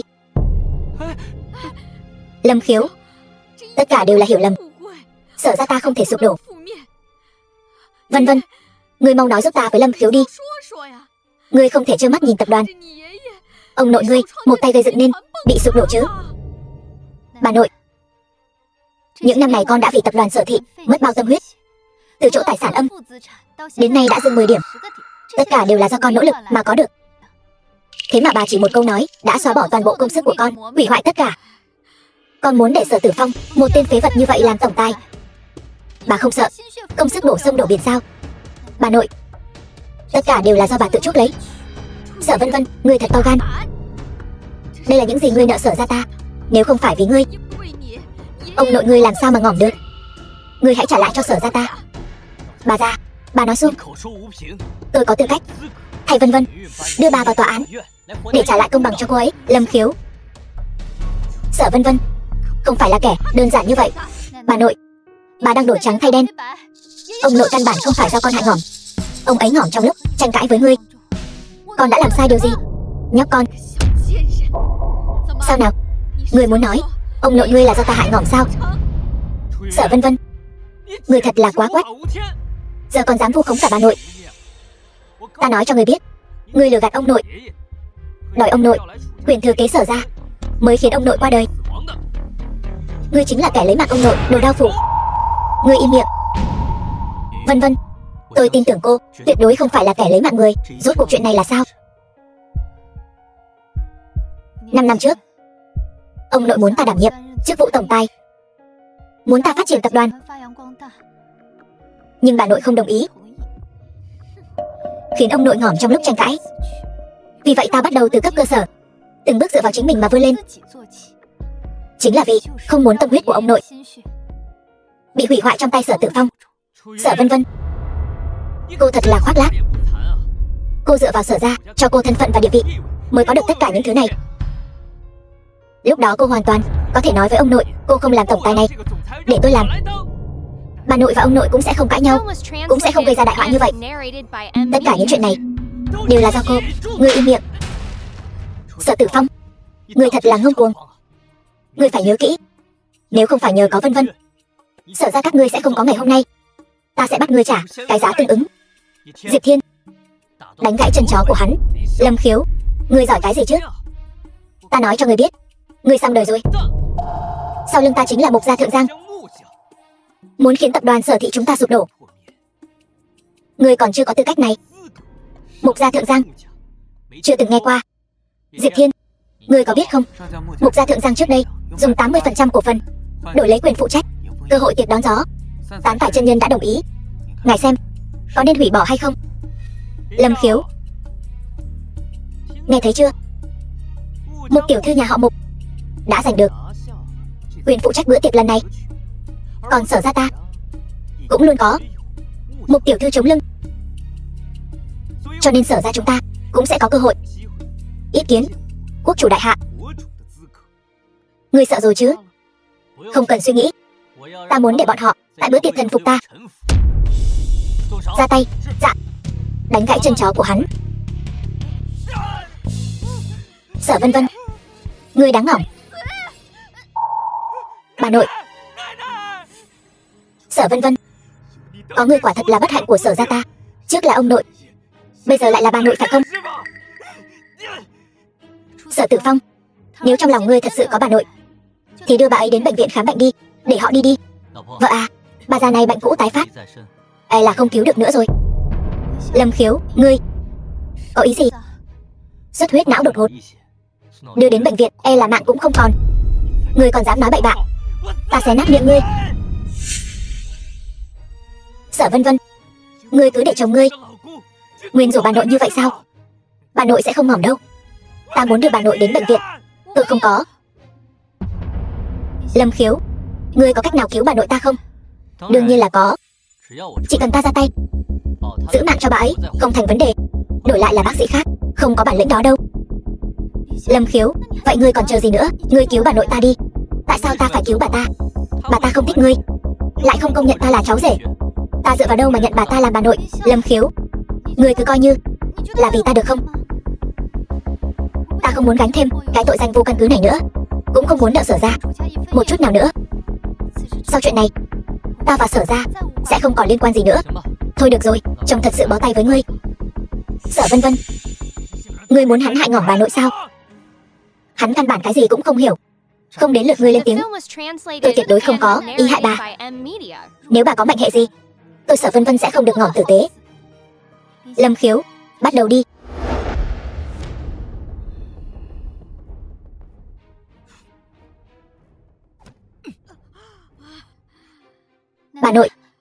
Bà nội, bà tỉnh rồi. Bà nội, bà cuối cùng cũng tỉnh. Bà nội, bà thấy trong người thế nào? Bà không sao đâu, cứ yên tâm. Có bà ở đây, không ai dám bắt nạt con đâu. Sở Thị tập đoàn nhất định là của con. Còn về đứa danh con kia, nó nhất định phải trả giá. Bà nội, biết bà như vậy, tôi đã không cứu bà. Lâm Khiếu, thôi, để họ đi đi, cũng coi như báo đáp ơn dưỡng dục của Sở gia. Từ nay về sau tôi và Sở gia coi như không còn nợ nần gì nữa. Lần này nể mặt Vân Vân, tôi tha cho ngươi một lần. Vậy thì chúng ta gặp nhau ở tiệc đón gió.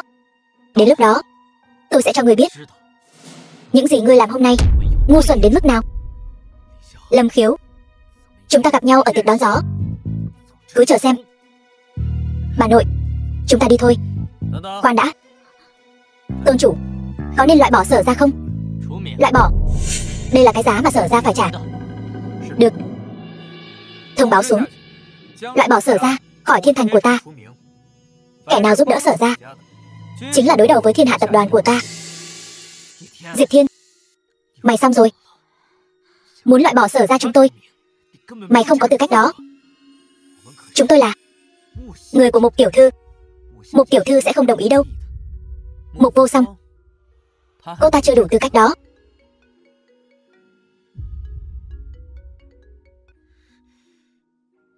Tổng tài, tất cả các dự án của Sở Thị tập đoàn đều bị rút vốn rồi. Chuỗi vốn sụp đổ rồi, hoàn toàn phá sản rồi. Sao lại thế này? Các người đã đánh gãy một chân của tôi rồi. Tôi đã trả giá rồi. Sao các người lại muốn tuyệt diệt? Đây chính là cái giá mà ngươi dám sỉ nhục tôn chủ. Lúc người bắt nạt Vân Vân, sao không nghĩ đến ngày hôm nay Ngươi không phải có Mục tiểu thư làm chỗ dựa sao? Cô ta cho ngươi vinh quang tổ tiên à? Chúng ta đi. Lâm tiên sinh, tôn chủ quả thật là người có nguyên tắc. Đưa Sở lão phu nhân và Sở thiếu gia đi. The film was translated and narrated by M Media.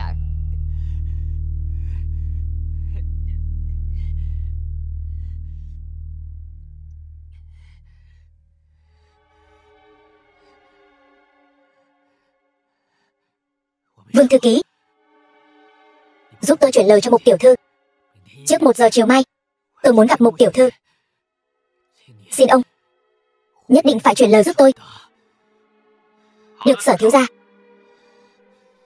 Mục tiểu thư, bây giờ cô là người phụ trách bữa tiệc này. Cô có thể nói là một bước lên mây, thế bất khả đáng. Thật là đáng mừng. Mục tiểu thư, thân phận của cô bây giờ cao quý như vậy, mà nhà họ Sở chúng tôi vẫn luôn vì cô mà trung thành một lòng. Thế nhưng gần đây có một tên nhóc gọi là Lâm Khiếu muốn loại bỏ nhà họ Sở chúng ta khỏi thiên thành. Hắn nói rằng ngay cả cô gặp hắn cũng phải đích thân quỳ xuống. Đây là hoàn toàn không xem cô ra gì. Cái gì? Lâm Khiếu? Hắn ta cùng lắm cũng chỉ là một tên man phu nơi sơn dã mà thôi. Tuy nhiên hắn ta đã cứu mạng Diệp Thiên, liền dám không coi cô ra gì, bảo cô đến dự tiệc để hắn cho cô hối hận. Nếu cô không đối phó với hắn, hắn thật sự sẽ tưởng cô sợ hắn đấy. Đủ rồi. Ngày mai ở buổi tiệc, ta nhất định phải xem thử khí thế của hắn. Vâng, Mục tiểu thư, đến lúc đó ở buổi tiệc vẫn cần cô giúp tôi giới thiệu với các vị đại lão, để cho Lâm Khiếu biết hắn ta là cái thá gì. Ngươi yên tâm, ngươi đã theo bổn tiểu thư, bổn tiểu thư nhất định sẽ không bạc đãi ngươi. Cô đi thong thả. Sở thiếu gia, đây là thiệp mời dự tiệc đón gió. Tốt. Vâng, cô giúp tôi. Đa tạ Mục tiểu thư. Được. Lâm Khiếu, ngày mai ở tiệc đón gió, ta đã sắp xếp Diệp Thiên đến tiếp đón ngươi. Ngươi cứ việc đi vào là có thể kế vị tôn chủ. Đây cũng là tâm nguyện của sư phụ ngươi và các vị sư bá bao năm qua. Ngươi nhất định đừng làm ta thất vọng. Đại sư bá, ta muốn sư phụ đích thân đến nói với ta, nếu không ta sẽ không đi. Lâm Khiếu, đây là mệnh lệnh. Đi hay không, không do ngươi quyết định. Ngươi đã là tôn chủ của Long Vương Điện thì không có lý do gì phải che giấu. Khi ngươi tiếp nhận quyền lực vô thượng, ngươi mới biết những năm qua sư phụ ngươi gánh vác trọng trách nặng nề như thế nào. Nếu ngươi tiếp tục cố chấp như vậy, sư phụ và các sư bá của ngươi sẽ không còn bất kỳ quan hệ gì với ngươi nữa. Ngươi có lỗi với ai? Lâm Khiếu, ngươi nên trưởng thành rồi. Vâng, Đồ Nhi nhất định sẽ gánh vác trách nhiệm của mình, nhất định sẽ không làm sư phụ và đại sư bá thất vọng. Như vậy rất tốt. Chuyện về Long Vương lệnh ta đã chuyển lời cho sư đệ. Sau tiệc đón gió tự nhiên sẽ giải đáp cho ngươi. Vâng. Vợ à, ở tiệc đón gió cứ xem như nhà họ Sở là tự chuốc lấy. Tử Phong, ngươi xem này, tiền tổng của Giang Nguyên tập đoàn Nam tỉnh, Vương tổng của Đằng Phi xí nghiệp, còn có cả những người sắp sửa sánh ngang với Thiên Hạ tập đoàn, Tôn tổng của Long Thượng, hôm nay đều hội tụ tại đây. Chốc nữa nhất định phải để Mục tiểu thư giúp đỡ dẫn tiến cho Sở gia ta. Đây cũng là cơ hội cuối cùng của chúng ta rồi. Mẹ, bà nội, hai người cứ yên tâm đi, ta sẽ đi tìm Mục tiểu thư ngay.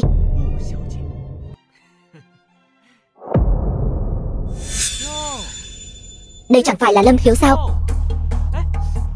Lúc đó ngươi chẳng phải nói là muốn ta ở buổi tiệc này sám hối sao? Ta đến rồi đây, sao lại không sám hối?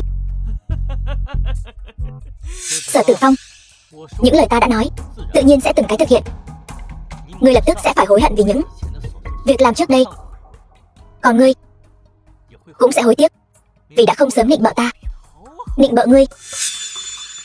Mơ đi. Mục tiểu thư đã lên tiếng rồi, nói muốn đích thân gặp ngươi. Vậy đi, ta cho ngươi một cơ hội. Chỉ cần ngươi quỳ xuống xin ta tha thứ, ta sẽ lập tức thả ngươi rời khỏi bữa tiệc này. Nếu không, đừng trách ta không nhắc nhở ngươi đấy. Sở Vân Vân, phải biết rằng Mục tiểu thư là người duy nhất phụ trách buổi tiệc long trọng này. Buổi tiệc này chính là do một tay Mục tiểu thư quyết định. Lâm Khiếu, biết sợ rồi chứ? Ngươi, còn có cả ngươi nữa. Mau lên, quỳ xuống cầu xin bổn thiếu gia. Biết đâu bổn thiếu gia tâm trạng vui vẻ sẽ tha cho các ngươi một con đường sống. Chỉ là một kẻ phụ trách nhỏ nhoi. Lâm Khiếu ta còn chẳng để vào mắt. Rượu mời không uống mà lại muốn uống rượu phạt. Vậy thì đừng trách ta không khách khí. Người đâu? Đuổi bọn chúng ra ngoài cho ta. Vâng sở thiếu gia.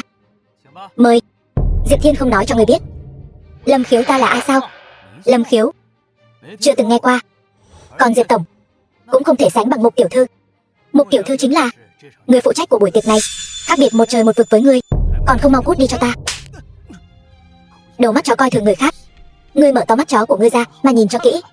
Lâm Khiếu ta là ai? Ai dám bất kính với Lâm tiên sinh? Đây chẳng phải là Diệp tổng sao? Nhưng mà Diệp Thiên này, hôm nay ta nói cho ngươi biết. Hôm nay dù cho ngươi có đến cũng vô dụng. Hôm nay ta muốn ngươi tận mắt nhìn thấy ta làm nhục hắn. Không sai, Diệp tổng, ta khuyên người tốt nhất đừng nên xen vào. Hiện giờ đằng sau con trai ta chính là Mục gia Thượng Giang. Phải biết rằng đó chính là cơ hội được gặp người đứng sau lưng tán tải chân nhân. Còn ngươi chỉ là tên thủ phủ giàu nhất nước. Dưới trướng nhân vật như thế căn bản không đáng nhắc tới. Ta khuyên ngươi vẫn nên đừng tự tìm đường ngỏm thì hơn. Nghe thấy chưa? Đồ vô dụng. Bản thiếu gia hiện tại ra lệnh cho ngươi quỳ xuống dập đầu tạ tội. Kẻ nên quỳ xuống tạ tội là ngươi.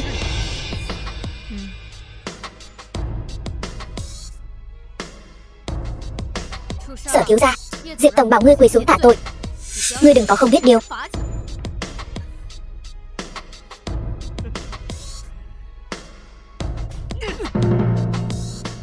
Lão tử ta đây là người của Mục tiểu thư. Bọn bây ai dám bảo ta quỳ xuống? Ta bảo mày quỳ xuống. Nghe rõ chưa? Lâm tiên sinh bảo sở thiếu gia quỳ xuống. Vâng, giúp sở thiếu gia quỳ xuống.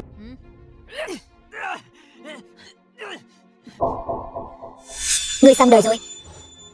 Ngươi, còn cả ngươi nữa. Tất cả các ngươi đều sẽ xong đời. Đợi Mục tiểu thư tới, ta sẽ đuổi tất cả các ngươi ra khỏi thiên thành. Sở Vân Vân, ngươi cứ thế mà nhìn Tử Phong quỳ trước mặt ngươi sao? Ngươi còn không mau thả hắn ra cho ta. Sở lão thái thái, tôi và Sở gia các người không còn bất cứ quan hệ gì nữa. Hơn nữa Lâm Khiếu đã nói chỉ cần hắn quỳ xuống xin lỗi thì sẽ thả hắn ra. Ai dám bảo người của ta xin lỗi? Người nắm quyền Mục gia Mục Vô Song, thì ra Sở gia thực sự đã dựa vào cái cây đại thụ Mục gia này. Xem ra đối phương sắp xong đời rồi. Mục tiểu thư, bọn họ đang làm loạn ở yến tiệc, hoàn toàn không coi cô ra gì. Cô nhất định phải đuổi bọn họ ra ngoài. Nhất định phải làm chủ cho tôi. Đây chính là chỗ dựa mà ngươi nói sao? Mục gia Thượng Giang, Mục Vô Song. Đúng vậy. Giờ thì biết sợ rồi chứ. Ta đã nói rồi, ta là người của Mục tiểu thư. Các ngươi xong đời rồi. Bây giờ không ai có thể ngăn cản Mục tiểu thư làm việc. Còn không mau thả ta ra. Chỉ bằng cô ta còn chưa có tư cách này. Xem ra ngươi từ chối thả Sở Tử Phong rồi. Đúng vậy. Cho dù ngươi biết thân phận của ta cũng không muốn thả hắn ra phải không? Mục tiểu thư, tôi nghĩ thái độ của tôi đã thể hiện rất rõ ràng rồi. Vậy thì bản tiểu thư sẽ cho ngươi thấy thái độ của ta.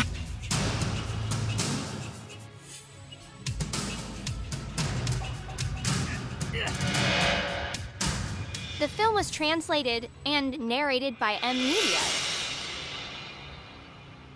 Đa tạ Mục tiểu thư. Lâm Khiếu, ngươi hãy nhìn cho rõ. Đây chính là thái độ của Mục tiểu thư, quyền thế của Mục tiểu thư. Biết điều thì mau quỳ xuống xin lỗi. Nếu không, chính là đang khiêu khích Sở gia và Mục gia ta. Xin lỗi. Đúng vậy. Ngươi bây giờ nếu làm theo lời Sở Tử Phong, quy hàng ta, ta sẽ cho ngươi một con đường sống. Mục tiểu thư phải không? Tốt lắm. Ngươi là người đầu tiên dám nói cho ta một con đường sống. Nhưng rất tiếc, ngươi không có tư cách này. Tất cả mọi người ở đây đều không có tư cách này. Mục tiểu thư, ta biết Sở Tử Phong đem Sở gia sản nghiệp toàn bộ đặt lên người ngươi. Ngươi mới ra tay cứu giúp. Cùng lắm hiện tại ngươi giúp không được hắn. Thân phận Lâm Khiếu ngươi không cách nào đo lường. Ngươi vẫn nên kịp thời dừng tay thì tốt hơn. Ta khinh. Sở Vân Vân, ngươi là muốn nói Lâm Khiếu tên phế vật này so với thân phận Mục tiểu thư còn cao hơn sao?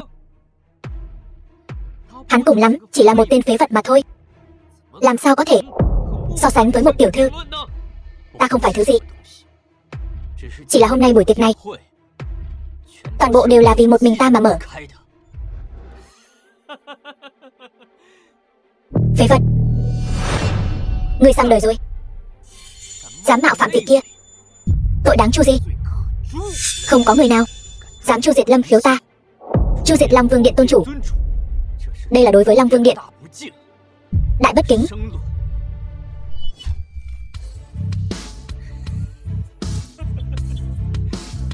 Tôn chủ bất kính với Long Vương Điện. Lâm Khiếu, ta thấy ngươi là ngốc rồi. Phải biết rằng ngươi cùng lắm chỉ là một tên phế vật mà thôi. Chẳng lẽ ngươi tên phế vật này còn muốn nói cho ta biết ngươi có thân phận ẩn giấu gì? Vậy được thôi, ngươi có thân phận ẩn giấu gì cứ việc lôi ra. Ta ngược lại muốn xem thân phận của ngươi rốt cuộc có gì ghê gớm. Phải biết rằng hiện tại có thể khiến Mục tiểu thư quỳ xuống chỉ có vị phía sau tán tài chân nhân kia. Ta đã nói rồi, tán tài chân nhân đều nghe lệnh ta. Ta khuyên ngươi vẫn nên đừng tiếp tục khi quân phạm thượng, để tránh gây ra tội lỗi ngập trời. Lâm Khiếu, ngươi hỏi thử xem, chỉ cần có một người tin thì bản thiếu gia sẽ ở trước mặt tất cả mọi người. Quả thân chạy. Ngươi đi hỏi đi. Sở Tử Phong, ngươi dám hết lần này đến lần khác đối với tôn chủ bất kính, lại đây đánh nát miệng hắn cho ta. Đủ rồi, ngươi mạo phạm ta, mạo phạm vị kia, tội đáng chu di. Người đâu, đánh gãy chân hắn để kính tôn chủ. Mục tiểu thư, chẳng lẽ tán tài chân nhân không nói cho ngươi biết buổi tiệc này là vì ai mà mở? Sao vậy? Ý của ngươi là buổi tiệc này vì hắn mà mở sao? Không sai. Diệp Thiên, nói chuyện phải có trách nhiệm. Nếu như lời ngươi nói, hắn chính là người có thể ngồi ngang hàng Long Vương Điện tôn chủ. Buổi tiệc này đúng như ngươi nói, vì hắn mà mở. Không sai, buổi tiệc này chính là vì bổn tôn mà mở. Không thể nào. Hắn quả thực là ăn nói ngông cuồng. Hắn rõ ràng là đang quậy phá tiệc đón gió. Ngài nhất định phải dẹp yên cơn sóng gió này, để hắn tạ lỗi với tôn chủ. Không sai. Mục tiểu thư, ngài xử lý hắn. Đây là điều mọi người mong muốn. Uy nghiêm của tôn chủ không ai có thể xâm phạm. Lâm Khiếu, ngươi còn không mau quỳ xuống tạ tội. Ta đã nói rồi, không ai có tư cách khiến ta quỳ xuống. Ngoan cố, bắt hắn và Diệp Thiên lại cho ta. Tất cả dừng tay lại cho ta. Chiến thần đại hạ, vị có thể trực tiếp diện kiến quốc chủ này, hắn vậy mà lại đến. Quả nhiên Long Vương Điện không thể xem thường. Tưởng chiến thần ngươi đây là ý gì? Mục vô song, yến tiệc này là vì Lâm tiên sinh mà an bài, mà Lâm tiên sinh chính là long tôn của Long Vương Điện. Ngươi dám bất kính với tôn chủ, thật là chán sống rồi. Tưởng Vũ, bản tiểu thư là người phụ trách yến tiệc này, đều chưa biết long tôn là ai, mà ngươi và Diệp Thiên thật là khẩu khí lớn, dám lừa gạt mọi người. Hôm nay nếu ngươi không đưa ra được bằng chứng, bản tiểu thư mặc kệ ngươi là ai, sẽ đuổi ngươi ra khỏi yến tiệc để chỉnh đốn Long Nhan. Bằng chứng, chiến thần đại hạ Tưởng Vũ ta và toàn cầu thủ phủ Diệp Thiên, hai người này ở đây. Chẳng lẽ đây còn chưa phải là bằng chứng sao? Thuộc hạ đến muộn, mong tôn chủ thứ tội. Đứng dậy đi. Mục tiểu thư, giờ đã biết thân phận của ta chưa? Lâm Khiếu, ta là người phụ trách yến tiệc này. Diệp Thiên là cái thá gì? Tưởng Vũ lại là cái thá gì? Cha ta còn đích thân đi nghênh đón tán tài chân nhân. Giờ yến tiệc này ta nói là được. Ta nói ngươi không phải thì ngươi không phải. Không sai, chư vị ở đây Có nguyện tin lời Mục tiểu thư không? Ta nguyện đi theo Mục tiểu thư. Bắt Lâm Khiếu bọn họ quỳ xuống, khấu đầu tạ tội với tôn chủ. Ta Vương Khải Cường hết lòng ủng hộ Mục tiểu thư,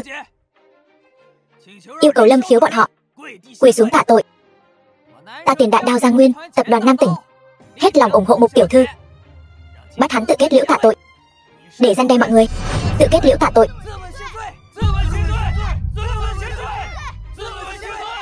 Lâm Khiếu, đây chính là ý nguyện của mọi người. Ngươi phải ngỏm. Chỉ bằng hắn vẫn chưa có tư cách này, cộng thêm ta Tôn Tổng Long Thượng tập đoàn thì sao? Không đủ. Đừng nói là giới thượng lưu phía Nam các ngươi, cho dù là giới thượng lưu thế giới cũng không thể khiến Lâm Khiếu ta quỳ xuống.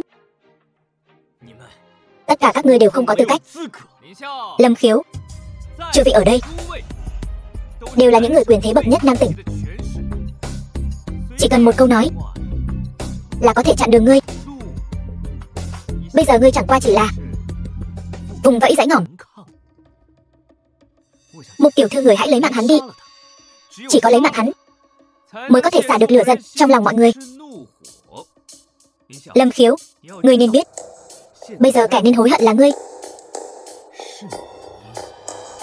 Lâm Khiếu, bản tiểu thư hỏi ngươi lần cuối, ngươi có nguyện thần phục không?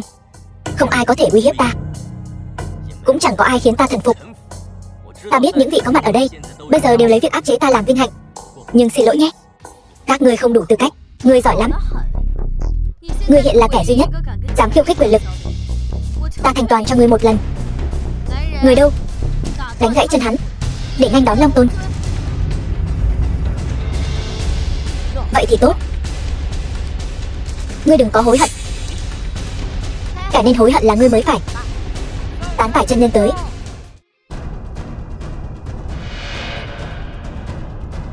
Mục gia Thượng Giang, Mục Vô Song cung nghênh chân nhân. Mục Vô Song, chuyện gì thế này? Bẩm chân nhân, có một tên nhóc tên là Lâm Khiếu, tên tiểu tử thối, ở đây mạo danh Long Tôn. Chúng tôi đang thay tôn chủ đòi lại thể diện để chỉnh đốn uy danh. Lâm Khiếu, chính xác, phụ thân. Tên này vô cùng ngông cuồng, tuyên bố toàn bộ yến tiệc này đều là mở vì hắn. Còn Diệp Thiên của Thiên Hạ tập đoàn, chiến thần của Đại Hạ đều ra làm chứng giả cho hắn.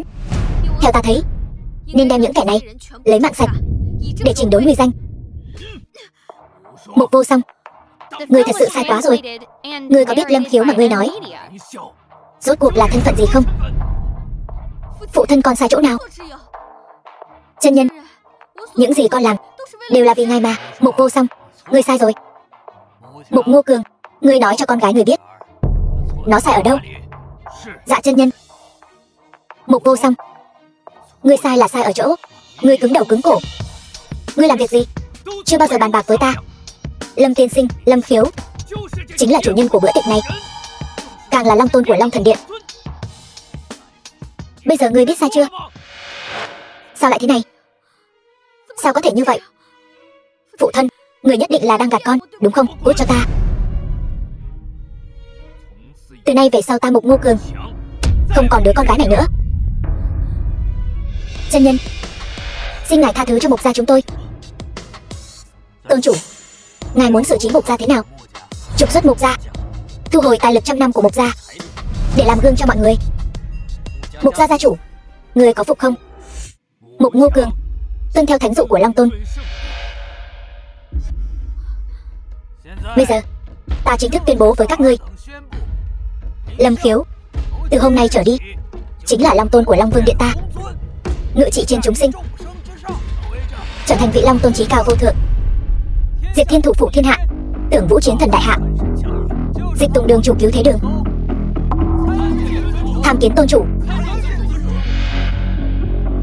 Tôn chủ, từ nay về sau đại hạ này sẽ là đại hạ của ngài. Người nhất định phải để đại hạ ta trở thành cường quốc đệ nhất, nhất định phải dương oai quốc gia ta. Vâng, thần nhất định không phụ lòng, dương oai quốc quy đại hạ ta. Bọn ngươi có thật sự tâm phục khẩu phục, thành tâm quỳ lại ta. Tôn chủ, việc người kế vị chính là chúng vọng sở quy. Chúng vọng sở quy.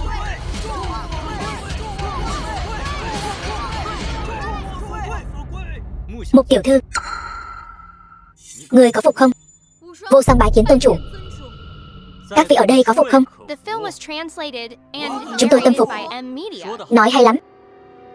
Nhưng ta biết các vị ở đây chỉ là sợ cương quyền, kỳ thực trong lòng đều không phục. Ta muốn không phải các vị thần phục, mà là các vị tâm phục khẩu phục. Tưởng Vũ, đưa súng cho Mục tiểu thư.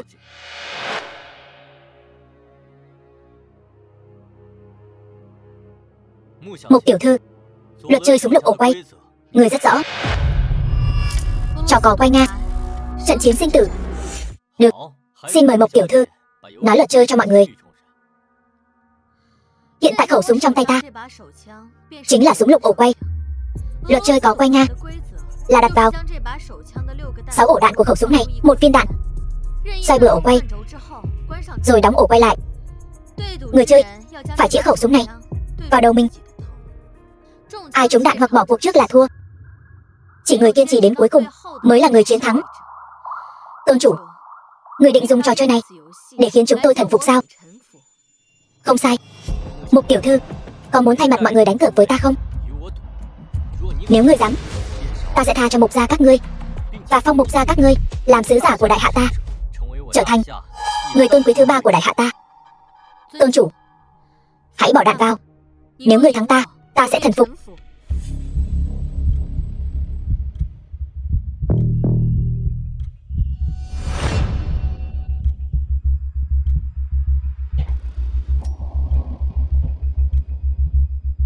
Mục tiểu thư,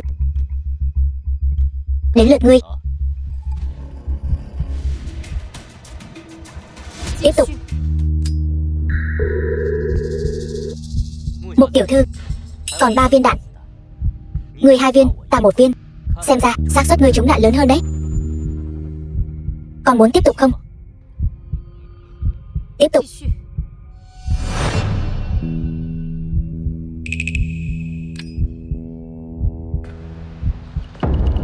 Tôn chủ, người chỉ còn 1 viên đạn cuối cùng. Người chắc chắn muốn bắn sao? Ta thấy người hoàn toàn không cần thiết phải đánh cược mạng sống với chúng ta. Ta muốn bọn người tâm phục khẩu phục. Vợ đến lúc này rồi, còn chưa gọi ta một tiếng chồng sao? Lâm Khiếu, tôi tin anh có lòng kiêu hãnh của anh. Tôi cũng hiểu anh nhất định sẽ sống sót. Nếu anh không thể, tôi sẽ cùng anh đi xuống suối vàng. Vợ yên tâm đi.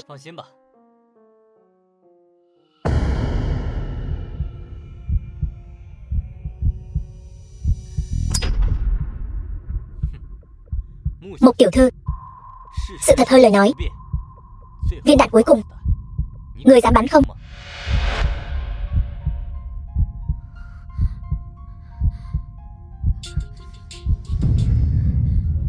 Ta là Mục Vô Song, từ nay về sau sẽ một lòng trung thành với điện chủ Lâm Khiếu, nghe theo răm rắp.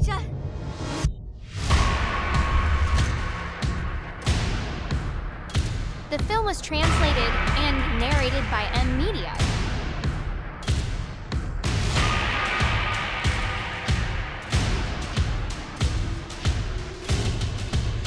Kể từ hôm nay, Lâm Khiếu ta xin thề một lần nữa, nhất định sẽ không phụ lòng mong đợi, chấn hưng uy thế đại hạ quốc ta, mang lại phúc lợi cho quốc gia xã tắc, không quên tâm nguyện ban đầu. Bái kiến tôn chủ.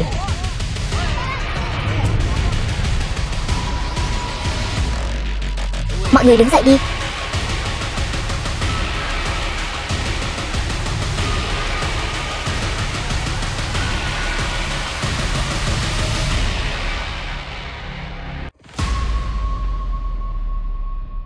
Vợ à, nàng còn nhớ lời hứa ta đã từng nói với nàng không? Ta đã nói sẽ không để bất kỳ ai bắt nạt nàng nữa. Cũng đã nói sẽ khiến người nhà họ Sở phải công khai xin lỗi. Lâm Khiếu, ta yêu anh. Vợ à, từ hôm nay trở đi, nàng sẽ càng yêu ta hơn. Còn những uất ức mà nàng đã phải chịu đựng, ta cũng sẽ từng chút một đòi lại công bằng cho nàng.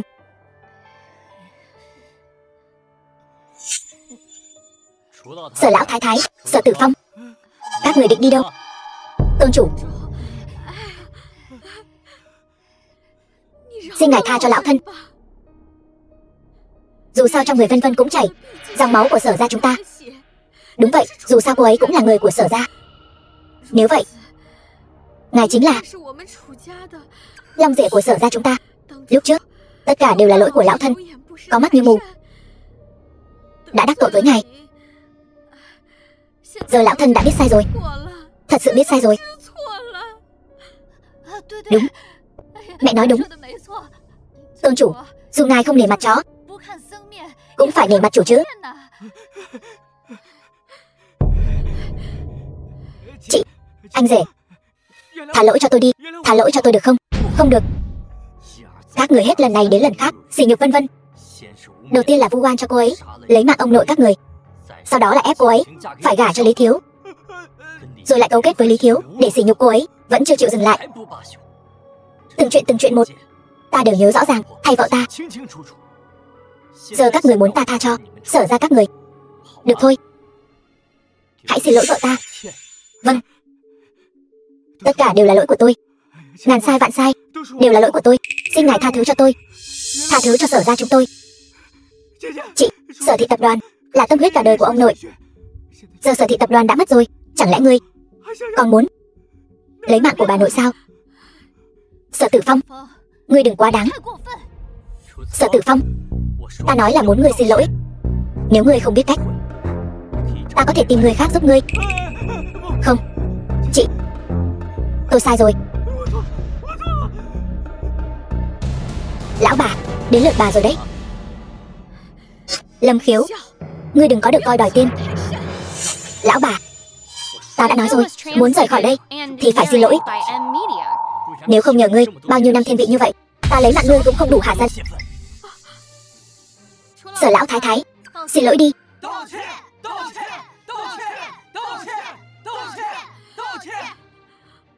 Mẹ, nếu không thì cứ xin lỗi Vân Vân đi. Xin lỗi đi.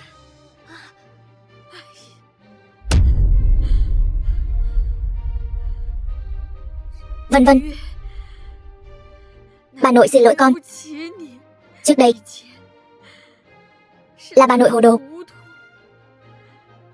con hãy tha thứ cho bà nội đi.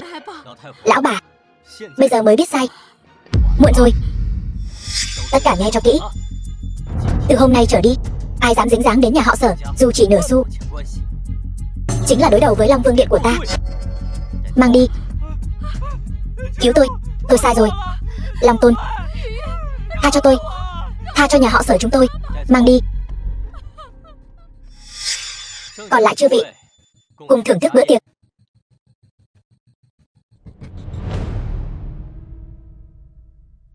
Đại sư bá, giờ tôi đã tiếp nhận ngôi vị Long Tôn. Chuyện sau này vẫn mong sư bá thay mặt xử lý. Tôi và Vân Vân sẽ về trước. Lâm Khiếu, sư tôn của ngươi chắc chắn đã đến Thiên Thành, đang ở nhà ngươi và Sở tiểu thư đợi ngươi.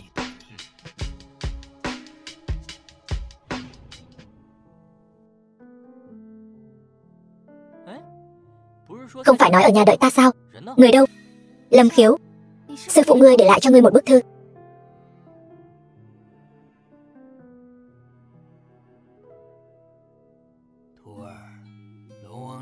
Lâm Khiếu, Long Vương lạnh chỉ giúp con tìm được nhân duyên trời định, nhưng việc con chọn ai là do trái tim của con. Sư phụ già rồi, muốn tự do tự tại, mong con sau này phải phát triển Long Vương Điện thật tốt. Lão già này thật sự là tự mình tiêu dao tự tại, chỉ đáng thương cho đồ nhi ta. Nếu đã như vậy, Lâm Khiếu, hôn ước của chúng ta hủy bỏ. Chúc ngươi và Vân Vân tỷ mãi mãi hạnh phúc. Chắc chắn rồi. Tề tiểu thư, vậy sau này cô có dự định gì về kế thừa gia nghiệp?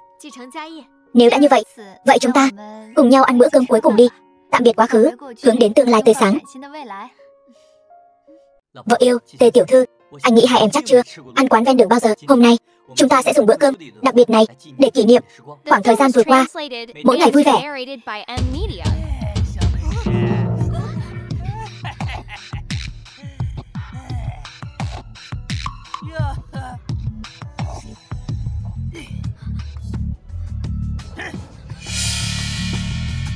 Hai người đẹp, mặt mới à?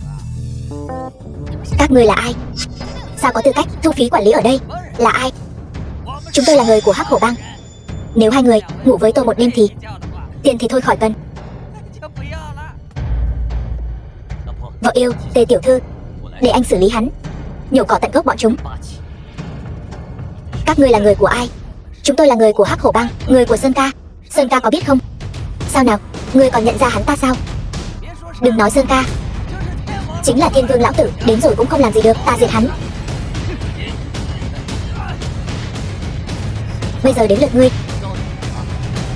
Ta chính là nhị đương gia của Hắc Hổ Bang. Ngươi biết ta là nhị đương gia không? Ngươi dám động vào ta, chính là làm địch với Hắc Hổ Bang của ta. Gọi lão đại của các ngươi đến đây, thả hắn ra. Ngươi là ai? Ta là ai?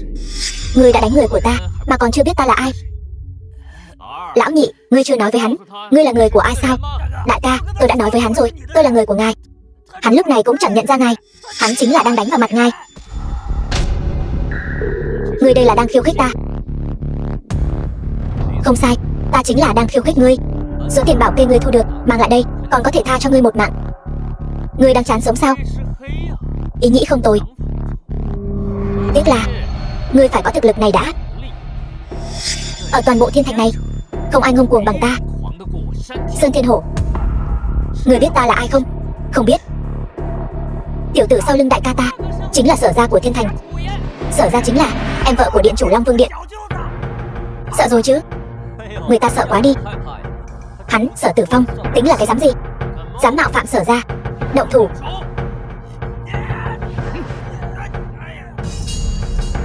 Bây giờ gọi Sở Tử Phong đến đây cho ta.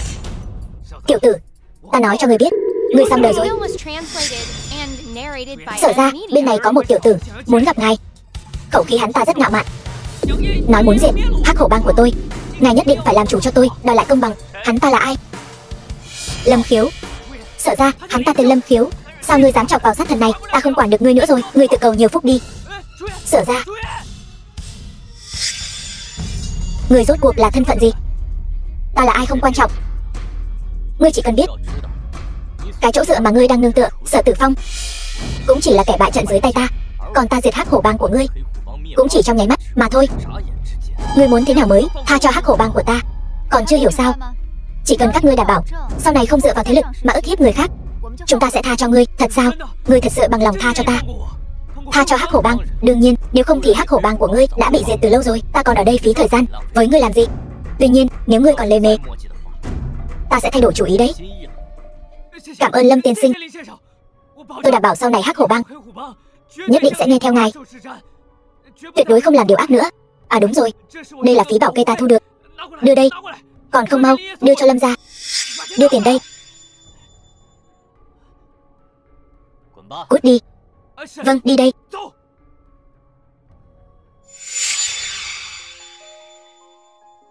Cảm ơn cậu. Hắc Hổ Bang là bọn ác bá của con đường này. Chỉ cần qua lần này, sau này yên tâm đi lão bá. Đạo lý giúp người giúp đến cùng, ta vẫn hiểu. Hắc Hổ Bang sẽ không đến nữa đâu. Nếu bọn chúng còn đến, hãy đi tìm Chiến Thần Tưởng Vũ, báo danh hiệu của ta. Hắn tự khắc sẽ thay ông chủ trì công đạo. Cảm ơn tiểu huynh đệ. Khách sáo rồi, chỉ là việc nhỏ. Nếu không còn việc gì nữa, chúng tôi xin phép đi trước. Được, đi thong thả. Đi thôi.